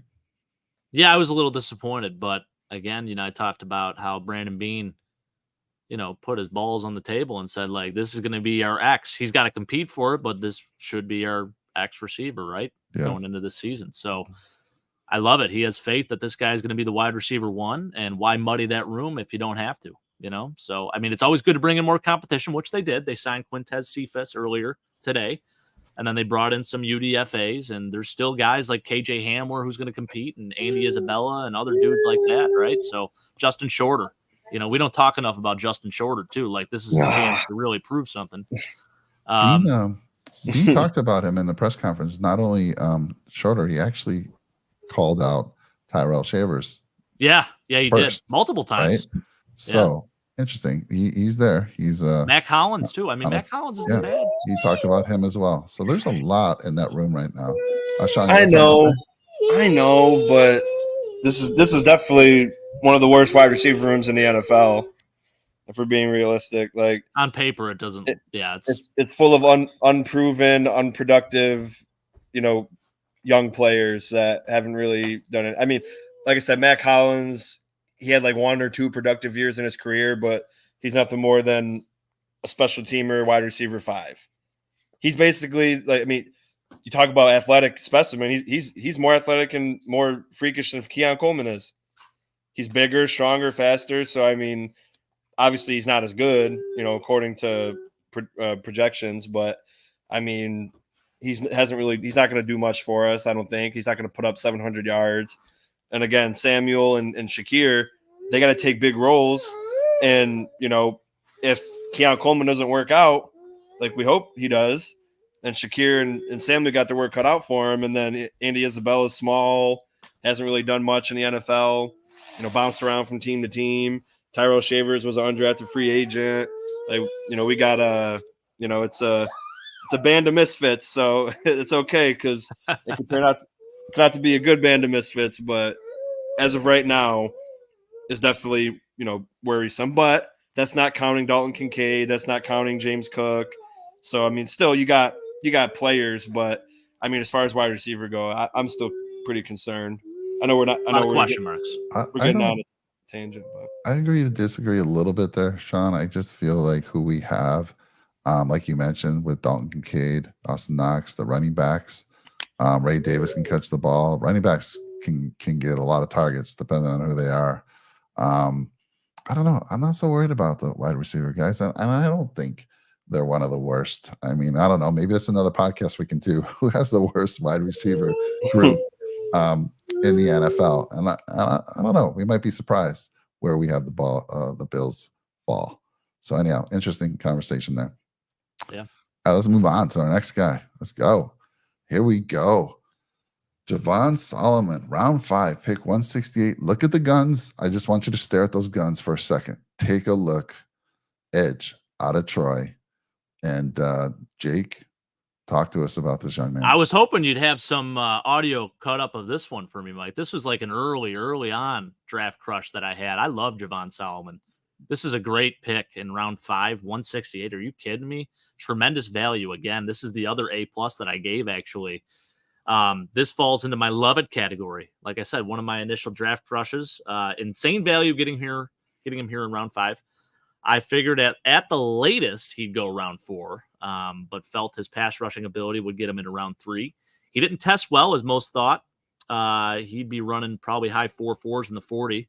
A lot of people thought that, but that was not the case. He ran 4.72, so maybe that was a reason. I don't know. His game speed looks good. He's got great burst. He broke all of Troy's sack records, and by the way, that's a hell of a lineage there. You're talking DeMarcus Ware and Osi Umenyiora as 2 of the guys on that list. He had an FBS leading 16 sacks last year, and he'll be a really nice depth rotational player at edge, which is another position that we needed to add some depth at and get younger at. So I love the pick, love the move there, and definitely one of the best available at 168. So I'm fired up about this one, Mike. Yeah, I know. I love it. Sean, another gentleman, who has guns like this young man. Not anymore. Talk to us about, and Trey says, Javon Solomon is rocked up. My guy. All they need to do is work on pass rush moves. His body is already fully ready. Hell yeah. So, what you think, Sean? What you think? So again, this is my the best picks in the draft for me were Solomon and Van Pran. And I know, like you think round 5, 6, 7, they're not really, supposed to be starters. But man, this guy, if he can, obviously he had 16 sacks, but apparently there's concern about his pass rush moves in the NFL. But if he can learn from Von Miller and get some reps, meaningful reps in games, which I'm sure he will. He'll make the team for sure. Though I don't know his measurables. I don't know if he's 6'7", whatever, but 6'2", 249. Perfect. Throw him on special teams. Throw him on the kickoff and let him just destroy people on that new format. But yeah, I'm loving this pick. I think he could really be something. Again, he's got to earn it. And he's got to go out there, and when he gets, so the issue with a guy like him, he might not get a ton of opportunity right away. But when he gets that opportunity, he has to make the most of it so that he can flash and show these guys, hey, I know I'm a 5th round pick, but I deserve to be in that starting rotation consistently. So because again, we don't know how Greg Rousseau is going to be. He's always injured. It seems like he's always banged up. And I'm not, again, Rousseau's disappointed me. Epinesa, he has a little bit of injury history too, but again, he's very fast. He gets off the ball faster than anybody in the NFL. And again, Von Miller's old. And then we got a bunch of, Casey Toohill and Kingsley Jonathan. He's definitely better than both of them. I can tell you that now. So he'll definitely get some reps over them. But I'm excited for his potential and growth in a while he's a Buffalo Bill. Yeah, and Jake, you want to answer Trey's? It's a good question. How have the Bills never had a designated pass rush specialist until now? It's a great question, Trey. I don't know. I don't have an answer for it. That's something I wish I didn't even know until you just told me. So now I'm even more upset. Says he's got an 80-inch wingspan, though. Very weird body type. Oh my goodness. Yeah, it's we'll bizarre. Be able to wrap up anyone, right? Man, I love this one, man. Phenomenal. Like I said, pick. If he can just fine tune and get technically sound even more with that body, that speed. Like you said, 4.7's fast though, Jay. I mean, I was a running back. Oh yeah, it's still. I'm not saying he's slow either. Like that. No, I know. I'm just saying, like, speed. some people might say it's slow, but I mean, I was a running back and a linebacker. I ran a 4.6 at my top. Maybe I didn't really train for it, but I ran a 4.6. I mean, I felt like I was always told I was fast, but yeah, this guy, man, I just want to see him get out there and play. Yeah, again, CBS graded this a A. And by the way, I mean, being basically he's mostly getting A's and B's from CBS. And I've seen some folks post in the Discord, Bills are considered had one of the top 5 drafts this year. So I don't know. A lot of folks loving what Bean did, and you're looking at these players. I mean, I'm excited, guys. Again, we don't know though. I mean, this is a 5th rounder. We'll see when he starts to contribute. But special teams, like you said, Sean, I think for sure day 1, right? Oh yeah. Especially with, I mean, if it was an old format, probably maybe not. But because you're only 10 yards away and you got to wait till the guy catches the ball, I feel like it's kind of like rushing the passer. Even though you're not 10 yards away rushing the passer, but it's pretty close, I guess, but kind of similar. I mean, obviously, if he's got great lateral quickness and he can shed blocks well, that'd be perfect for that new format. So I'm just looking at the guns. I got some work to do for sure. Let's go, Mike. I'm just saying. Coming in though. Look at these guns. I mean, come on. Oh my goodness. All right, let's move on, guys. Love the pick there. Let's go. Pick round number 6. Pick 204. Offensive tackle Tylen Grable out of the University of Central Florida. I believe that is. Correct me if I'm wrong, Jake. Yep. But tell me what you know about this offensive tackle. Yeah, this is one of the guys that I didn't watch a ton of tape on, admittedly. So I had to go back and watch some last night. But what I do like about him is you could say this for like the last 2 or 3 picks we talked about, just really, really athletic. Like he was in the 95th percentile, I think, of all offensive tackles in this class in terms of the athleticism. So you love to see that. And I labeled this as a solid pick. Nice added depth at the tackle position, a project player with a lot of upside, really athletic, started his career as a tight end at Jacksonville State and then switched to left tackle. From what I saw, really quick feet, good feet, and a decent pass blocker, but his technique definitely needs some refinement. Sometimes he gets a little out of control with his body. But overall, and in the 6th round, 6'6", 306, I think he is too. Not a bad pick here to add some more depth to the offensive tackle position. So I gave this a B. Nice. Thoughts, Sean? I mean, you love the trenches. We need we always need depth at offensive tackle. I love the trenches, but I also always hate hearing like, oh, this guy played quarterback before he played tackle, or he played tight end before he played tackle. But like Jake said, it's a good pick just because it's, you can never have too many tackles. But I'm saying it's a bad pick because he's not going to make the team and he's going to get picked up off the practice squad and he's going to be irrelevant for us. So that's why it's a bad pick to me. Again, I mean, it's hard to really evaluate a pick like this because he's definitely not going to start. He definitely won't make the 53-man roster. So to say it's a good or bad pick, I don't think we can. But I just got a feeling he's going to be one of those guys. I mean, we've had a ton of those for offensive line in the last 3 or 4 years where they're promising, and then we put them on the practice squad, and we put one of those older like Greg Mance on the roster, and then they get picked up and they go start for another team. So, like you said, he's got technical refinement he has to go through. And again, he played tight end and switched to tackle, so he's got some work to do in the NFL. But he's got the first step down. He made it, so now he's just got to keep going. Yeah. Love it. All right, let's move on here.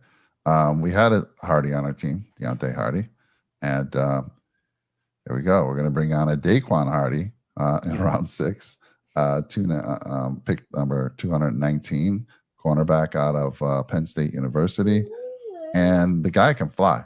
Runs a 4.3. He's only 5'9", but I think what I'm hearing, I think Sean was telling me earlier, this could be a guy that we can use in kickoff returns. So.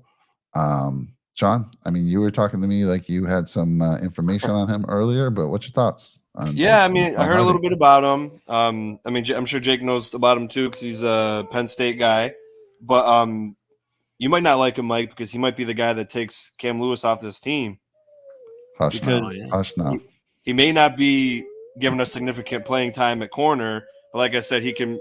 He's a return specialist. So, because we got like KJ Hamler, he might not make the roster, but he's a return guy.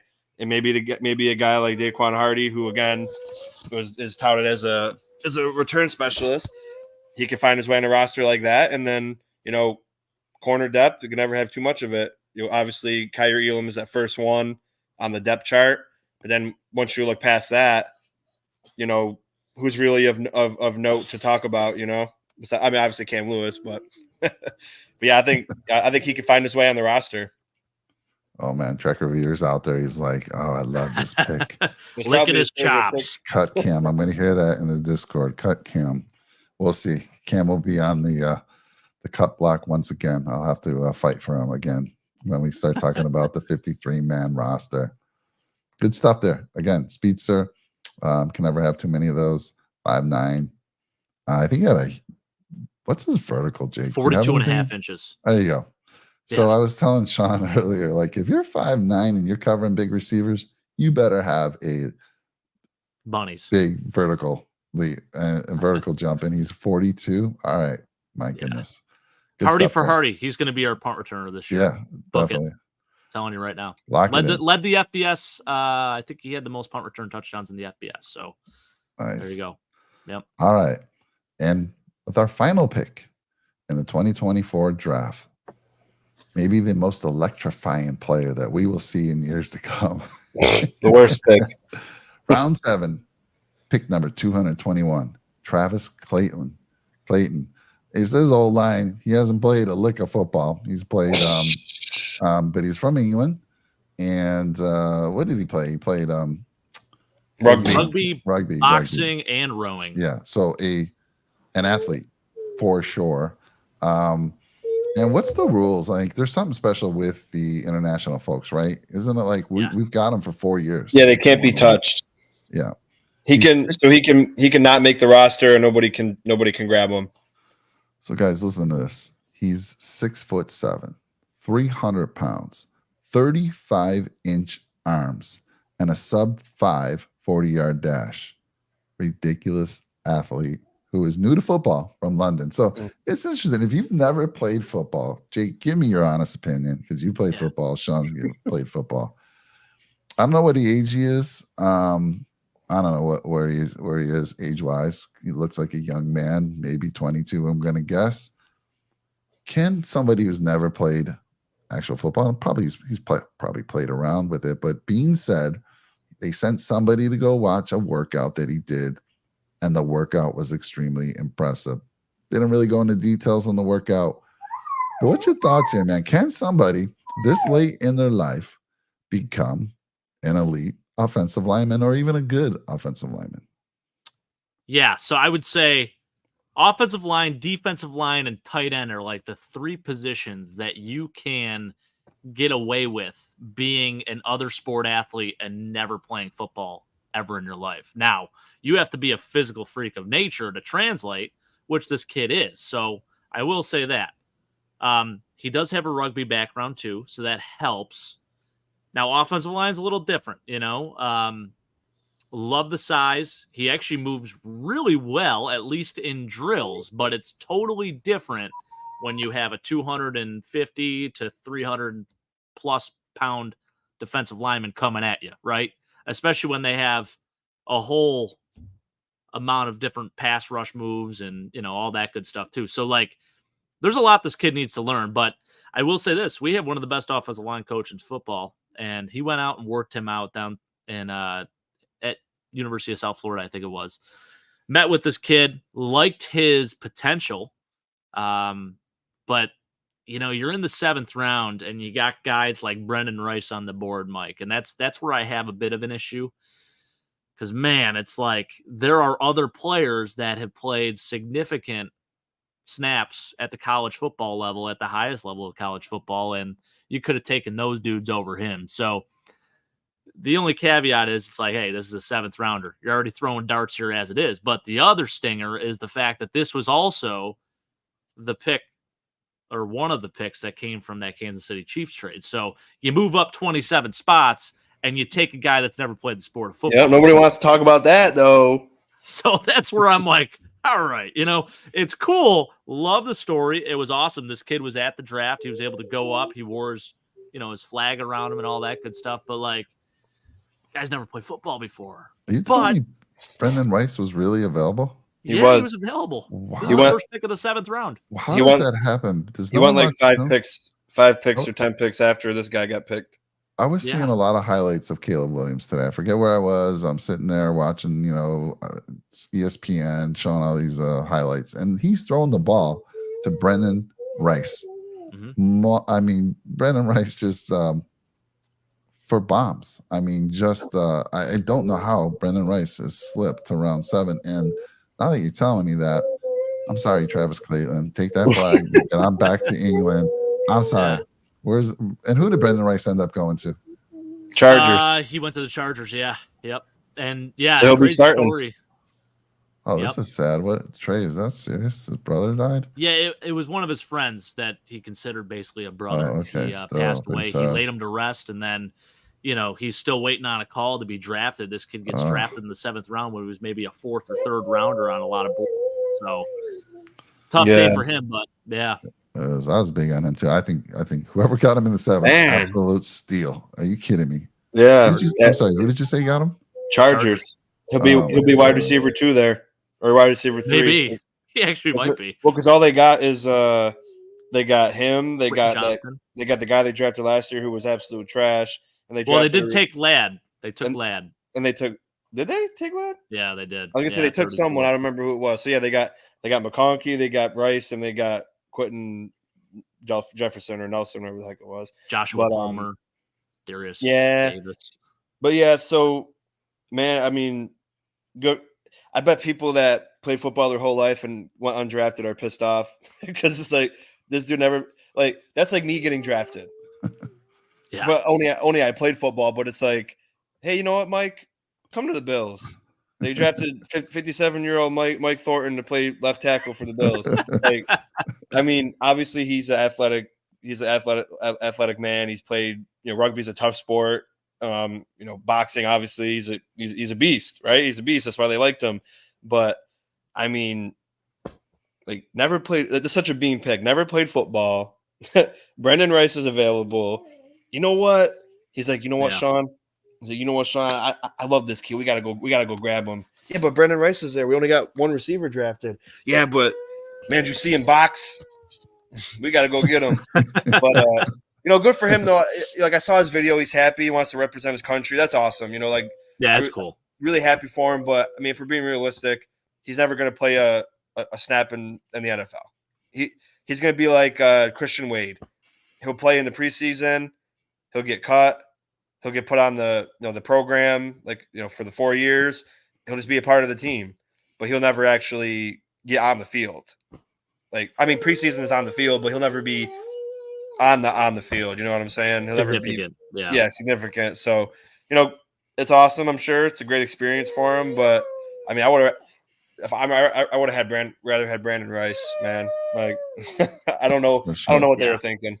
I'm calling it now. 4 years from now, he'll be the starting guard for the Buffalo Bills. And that's the thing. I've seen him listed as a tackle, a guard, a center. Sal Capaccio said center. Then I'm like, I thought he got drafted as a tackle. So we have no idea where he's going to play on this offensive line. Now, here's the one thing he does have going for him, and I'll go back to what I was saying earlier. You see it all the time. You see basketball players make the conversion to tight end, right? Antonio Gates never played it down in football. I think he played a little high school maybe, but he was a basketball player in college. He didn't play any college football. Becomes one of the best tight ends in NFL history, right? Chris Manhertz, Canisius College, never played football at all. High school, college, whatever. Only played college basketball at Canisius here in Buffalo. He's been in the NFL for many years, mainly as a special teamer, but still playing in the league, right? So, you do see it a lot of times with the tight end position and these positions that require you to just be really athletic and absorb contact and do athletic things. So I think offensive line is a position where, it can translate well. Jake, can you think of an international guy that was drafted that has done well? There has to be somebody, right? The last guy I remember was Moritz Boehringer from Germany, I think it was. He got drafted by the Vikings in the 6th round, basically pressured by Mike Mayock to who was the coach at the time? My gosh, I'm seeing his face. He was right before Kevin O'Connell. I don't know. Mike, goodness, drawing a blank here. Z, starts with a Z. Anyways, he's the coach, right? He's got him on live or whatever, and he's like, hey, you just draft this kid. He ran like 4.39, tested super well, but could not play receiver. Had the Chiefs saying Zimmer. Thinking of Zimmer? Yes, Mike Zimmer. Thank you. Yep. Thank you, Chad. Appreciate you, man. Mike Zimmer. Thank you. But yes, so that was the last example I remember. Yep. Introducing Mr. Lucci. By the way, I haven't seen you before, so thanks for joining us. And if you're new to the channel, please like, comment, and smash that subscribe button for us. But he says, wholeheartedly disagree. Van-Granger went in that rate range. Were a handful of better center prospects this class. So both Jake and Sean loved him. We thought he was a 3rd round, so 5th rounder, good value there, Mr. Lucci. But I know Sean disagrees a little bit there. Anyhow, he was like one of our top, not a top center. Where did we rank him? Was he like 4th or 5th in our? Oh, we didn't do rankings like you did for your other shows, but the draft experts had him as the 3rd best center behind Frazier and JPJ. So, gotcha. Yeah, I would have had him probably around there. So, I mean, if I can't remember, I forgot about this. Jordan Mailata, perfect example, plays with the Eagles from Australia. He played rugby, and what he position does he translated play? really well. He's an offensive lineman. He's a Pro Bowl offensive lineman. All right, there you go. That's why they do the tush. That's why they do the tush push, because it's a rugby formation. But listen to his measurables: 6'8", 365. So Yeah. it's Oh. like, but this kid's big too. But yeah, Yeah. he's 6'8", 365. He ran like low fives, I think. And yeah, he was just a freak of nature. Yeah, he's Wow. a beast. Well, listen, I also want to ask Mr. Podger. You know, you saw on our thumbnail, number 86, Mr. Podger. Where did he end up getting drafted? I'm curious. Did he went go undrafted. undrafted? He went What? undrafted. Yeah. That kid should have It's been tough. picked up. You know, I thought the same thing. While you guys are wondering, like, who are you talking about, Podger? Like, this is Jake Podger, and he was on our thumbnail. You saw him when we had our draft shows, but unfortunately, I don't know. Undrafted. Hopefully, the Bills give him a call. And I hope so. Keep my fingers crossed. JPJ fell. I mean, not Frazier. Yeah, JPJ did fall, which was interesting. I have no 45. clue why. Never even Character thought he'd issues. get down to the Bill. What? JPJ So- character issues? So Well- he said Zach Frazier initially, but he meant JPJ. Well, you know, the funniest part is the first center taken was Graham Barton. Yeah, who was an offensive tackle in college and is going to be Yeah. converting most likely to center in the NFL. Yeah, and I mean, not that Graham wasn't a good prospect, but I don't think he's better at center than Frazier, JPJ, and Van Pran. But Yeah. I thought the Dolphins should have drafted him because they need tackle, guard, and center. So I thought he would have been a perfect pick at 21 for them, but they went with Chop. Whatever. Chop. You, me, and Keith all thought that, Sean, and it did not happen. And Keith was an upset man that day. Let me tell you. Oh, I bet. Especially after they got Mohammed Kamara. I think he's going to be better than Chop Robinson. I don't know. I mean, he's a stud, dude. Like Chop could be great. Obviously, you said he's got a great first step, but you know, as far he even admits himself, you know, technically, you know, with his technicality. Yes. You know what? If that was the case, that's the only way I see Cam being off this team if they sign Podger. Absolutely, 100%. Listen, I was doing some landscaping today, Trek Reviewer, and I was groaning and grunting the entire time. So I don't think I'm in any shape to be playing ball right now. It was tough. Back is going to be real sore tomorrow. Well, Trek Reviewer, I don't know where you were a few minutes ago, but we might have signed Cam Lewis's replacement. Oh, don't give him fuel. Don't give him fuel. I think he already knows. No, he did mention it. He did mention it already, came in for and sure. he said something about that. Yeah. Cam They're gonna have Lewis, to bet. gonna They're be gonna be doubted again. battling. Cam's gonna have to be again. able to. Cam's gonna have to be able to be a return guy too. He'll be working in. Mike, you should try to DM him and message him. Because I did. Cam? I already did actually. Sean. You tried Cam You Lewis? messaged and he didn't Cam? get back? I did. Maybe He's I not need to gotten try. back to me. He's not gotten back. Maybe I have words that we couldn't get him to respond. I always tell you, never give up because, and I'll say it real quick, but it's one of the funniest moments of my life. It was when Andre Roberts was on the Chargers that year where they lost to the Raiders to make the playoffs or whatever. I was just like thinking about him. I don't know why. I think I saw a video and I DM'd him. I was like, dude, if you didn't fumble the damn football, you probably would have won the game and made the playoffs. And I was like trashing him. Like 3 weeks later, I'm on my couch. It's like midnight. I get a random message from like a weird name because it didn't just say Andre Roberts. It was just like some code, whatever. I was like, who the heck is this? And I clicked on it. And this dude responded and was like, you obviously didn't watch the effing game because there's more than one reason why we lost. It wasn't because I fumbled the football, but he's like going in on me. Oh, wow. I was like, this millionaire messaged me at midnight, a dude that never made $1 million in his life. And he thought he needed to message me and say something back to me. It was so funny. I got to try to find this. I took a screenshot. He went to the Citadel, right, Sean? You know that? Did he? Yeah. Military know that. College, man. Yeah, you guys would have bonded over that. Yeah, I went to basic training with a guy that went to the Citadel. Only he was he had the attitude of like he was better than everyone else, so no one liked him. But you know, I heard a lot about the Citadel back then. So that's pretty cool. I could have connected. Yeah, but you could have taken it back, but I guess he didn't answer me after he responded. I was like, oh, okay. But still, it was a great moment because how often do positive or negative does a player respond? A famous person respond to you? Yeah, it's pretty cool. Yeah, I even messaged Josh once. I was like, it was Veterans Day, and I was just like, I just want you to like my message. I'm a veteran. Blah, blah. I pulled that card. I don't like to pull the card, but I just wanted to see if Josh would actually respond, and of course he didn't. So I was like, wow, really, Josh? You don't like veterans? I know. Threw the card out there. I love it. Trey saying unrelated. Kean Coleman is 7th in this That's draft of interesting. PFF's GAR score in game speed. It's their special code that measures acceleration, game deceleration, athleticism, change right? of speed. Yeah. He should be able to learn routes. And Yeah. then check review. I don't know. I want to get you on the field. Once I get a hold of Cam and he responds, we're gonna have a little combine of our own. We talked about this Nickel City Mafia combine. Yeah, we're doing it. We're doing it. I'm training right now. You got to get out to I'd Buffalo. love to. And we'll, a check reviewer. We'll have you join us, and we'll time everyone's 40. And Cam Lewis will come out there and smoke all of us. But we're not gonna be like Keon Coleman and the other guys that didn't do every single thing. Well, because I'm not trying to be mean to the kid, but I got a bone to pick with everybody because I thought I was the only one that said negative things about players, but then I was listening to our good friend Joe Marino, and he was giving positives and negatives about these players, and everybody was giving them praise. But when I say negative things, everyone's like, "You're so negative all the time." But anyway, he was saying that delivery, Sean, delivery. Yeah, that's what I was thinking too.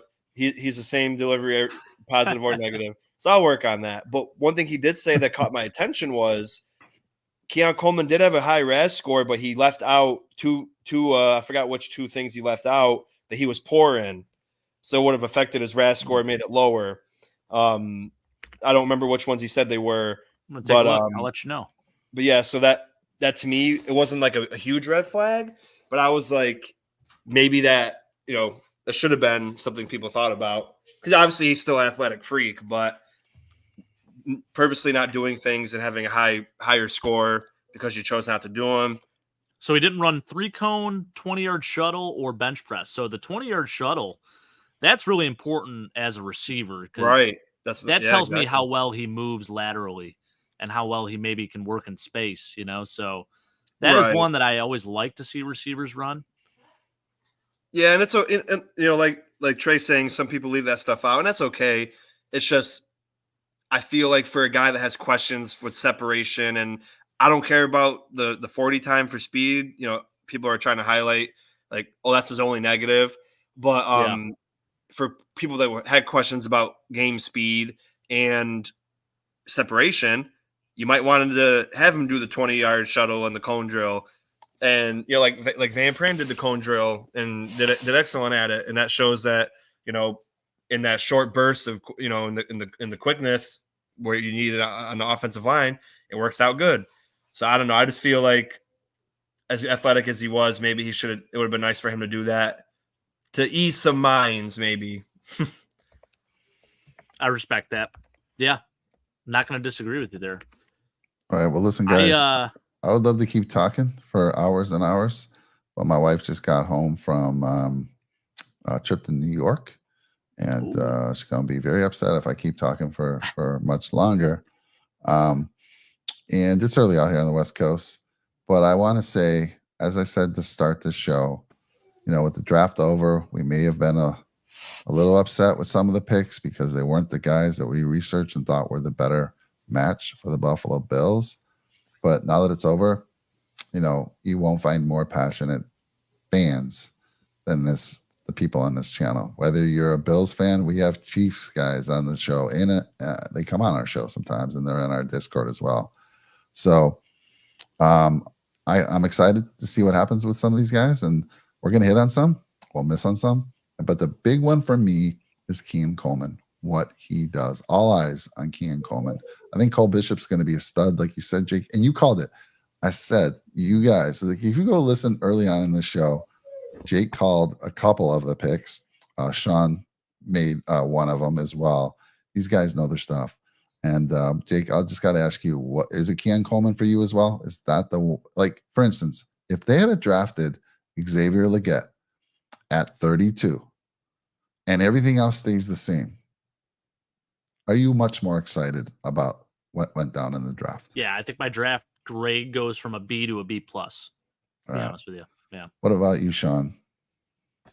Yeah, well, I mean, Jake was right about Zay Flowers last year.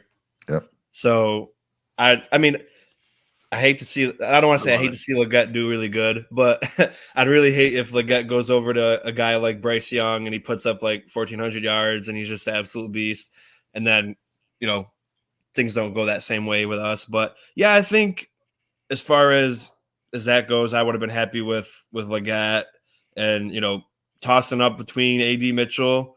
Again, I feel like the passion that the Colts GM had, basically cussing up a storm, saying like when people were talking bad about AD Mitchell, he was just, I don't know if it was a GM or whoever, but someone was cursing about like, you guys are effed up and what the heck you talking bad about this kid? You don't even know nothing about him.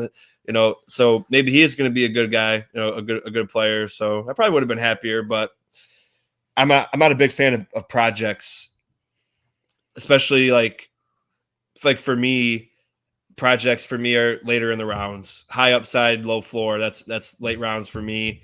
And, if you like the San Francisco 49ers, like Ricky Pearsall, they reached on him. He's a great player, but they reached on him.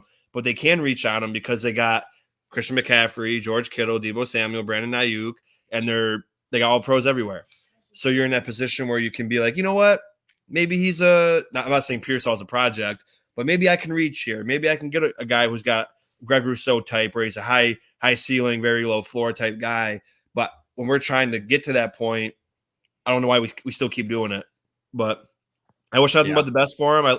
They're Buffalo Bills now, so I love them all. I'm gonna be happy when they do well. I'm gonna criticize them when I'm not gonna say like I hope they get cut, but if they do bad, I'm gonna talk about it, and if they do well, I'm gonna talk about it as well. So let's go.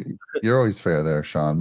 Answer Weston's question here, because you talked about this early on in the show. Do you think Keon Coleman is going to be able to handle the pressure at age 20 of filling not only Gabe Davis but Stephon Diggs' role?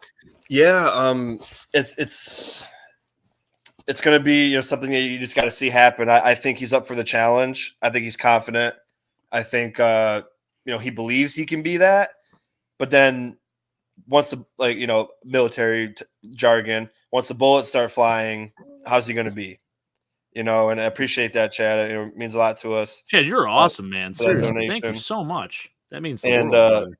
But yeah, like I said, that was my main problem with it in the beginning. For one, he's a project player, and now you're basically saying, hey, go put up 1,400 yards and 10 touchdowns now. So it's like, I feel bad for the kid because I know it's going to happen. As soon as he drops a touchdown pass and we lose the game, as soon as he fumbles the ball or drops it and turns into a pick, or he has a horrible game, everybody in the Bills Mafia that's criticizing me for being negative about him is going to say, why did we pick him? And they're going to, hopefully it doesn't bring the kid down, but he's got to know that even if he has a bad game, part of that growth is how you respond. And I know I'm going to use a baseball analogy here. Our young shortstop, CJ Abrams, who we got in the Juan Soto trade, we were playing Miami today. He had a routine ground ball to him for a double play. He made an error. Bases loaded now. Next pitch, grand slam. We're down 4-0. He could have easily, went and sulked in the dugout and, watched the iPad for an hour and complained and whined. And then, an inning later, he hits a 2-run double. We end up coming back and winning the game. We were down 7-0. We came back and won the game, and he kept that positive attitude. He's a young kid, and he didn't let it defeat him. So if Keon Coleman has a rough time, all the pressure of the Bills Mafia, we got to win a Super Bowl. I got to prove that I'm something. Sometimes you might not have a best day, and it's going to be tough mentally for him. I don't know if he's going to be able to do it. I believe he believes he can. So we're just going to have to wait and see. But it's definitely a lot of weight on his shoulders. And that's why I wish we kept Diggs for this 1 year. And then we could grab a guy like Coleman, and it's a great pick. And then you can see where he can blossom into. But we'll see. Yeah, thank you very much, Chad, for the super chat. We really appreciate it. Really do. Yeah, we shall see. Me, I'm always like, again, it's done. I'm glad. And I want to make sure everyone's aware. The Rush Hour show is going to go to Sunday nights only up until camp starts. Sundays at 10 p.m. Eastern, 7 p.m. Pacific time. You'll still have the AFC East Summit show on Tuesday. I think they're still planning on doing some work out there for you folks. A lot to digest. Yeah, so they will be probably talking about all their drafts, all 4 teams on Tuesday, 8:30 p.m. Eastern. No, you guys go at 8 p.m. Eastern. We might or be you- going you- 7:30 now. You're We'll starting see. to go. We'll You're see. starting to go. Yeah, earlier as well. So check out. Yep. If you just hit that notification bell, you'll be notified when they go live. We still have the Sabres Edge. I know hockey season's over for the Sabres, but the guys still have a lot of good stuff to talk about. We just hired a new coach. The Red, White, and Ruthless.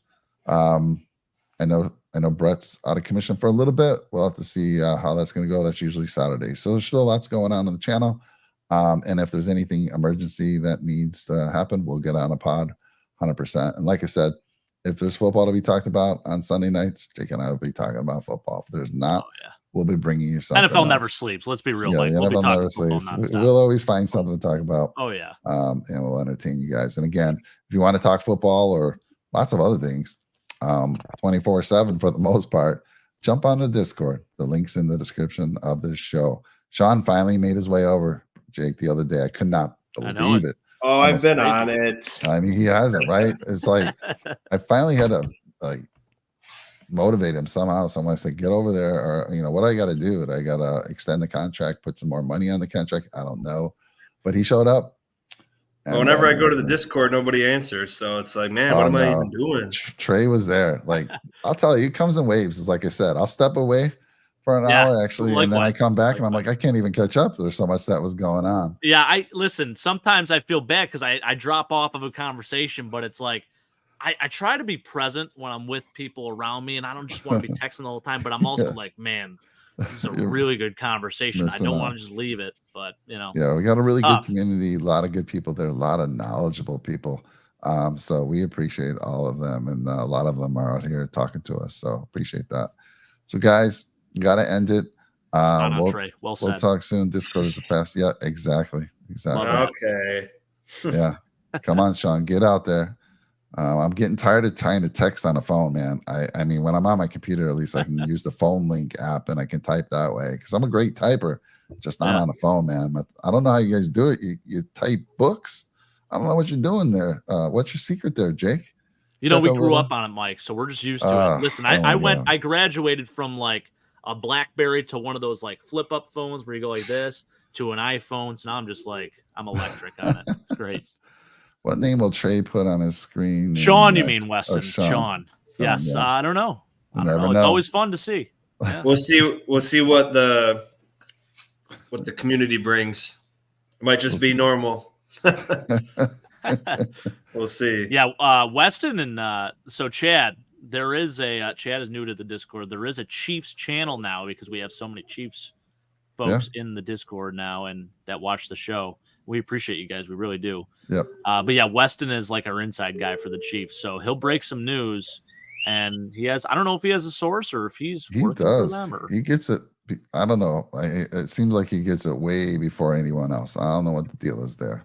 It's fast. And also it's a while away, but we're going to be meeting, the Nickel City Mafia crew in Buffalo in the beginning of the season for a game. We're going to get Mike and Brett out there. I'm only 3 hours away, so it's not a big deal for me, but we're all four of us going to get out there. We're going to do a live pod.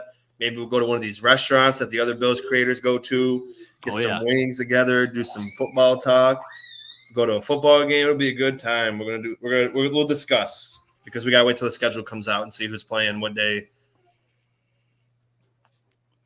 Let's see. My bad. You guys need to quit reciting what some random mock draft blogger said with their evaluations, which are usually just repeating the mainstream media mock. I don't know about that. I mean, those were my grades that I just gave. So I'm not repeating what anyone's saying. And when I try to do that, people say I'm negative. So, but no, hey, Mr. Lucci, it's a pleasure, man. We're happy to see you here. I partly agree with that too, because some people, like I mentioned earlier, Dan Fates was like, I hated the Coleman pick, but then when Dan Orlovsky said he's Brandon Marshall, I like the pick again. Like, come on, have your own thoughts. Don't just say because he's Brandon Marshall. Stand on business. So, again, bad delivery, Mr. Lucci, but I understand a little bit. He's got to go back and rewatch what we said early on because we recapped some of the picks that we had. Our first 3 or 4. Sean and myself had audio clips about these players that we talked about like months in advance prior to the Bills selecting them, and they were pretty spot on. So Exactly. And then Weston, and I will say I appreciate it, Jake is man. pretty accurate with his stuff. So that's coming from a Chiefs fan. Yeah. Thanks, Weston. 100% agree. Like I said, ESPN, NFL. What were we repeating here? I'm just curious what Mr. Lucci was saying there. What were we talking about? Were we repeating stuff? Maybe. You guys, I don't know. Maybe you thought when I was reading, because those, by the way, I sent all those in our Discord, and those were all my grades. I wrote these down, and I'm like, I'm just going to read what I had. Oh yeah, so you'll see. We'll be making a separate video. That's what. On that. Yeah, that's all Jake. That's what he wrote up. He actually posted at text groups last night, and he put it in the Discord. People are probably sick. Go check it out, man. It's a lot to read. It's a lot to read. All right, read. guys. Thank you all. A lot of good support out here tonight. Look forward to seeing you guys in the near future. We'll see you in the Discord if you want to join it, and we'll talk to you, like I said, pretty much 24/7. So thanks everyone for your support tonight. Thanks again, Chad, for the super chat, and Trey coming in there. I got to get his. Trey's a huge player in the Discord. He says, I don't think you guys were repeating anything. If you're direct quoting scouts, that's high level for YouTube discussion. If we're being real, laugh a lot. Love it. Yeah, maybe I was reading some. I did say CBS was saying this, but I just only read a couple. So anyhow, I think we're original. We got our own takes. Honestly, obviously we do. So everyone, have a good night. And Good night. Go Bills. Yes, let's go.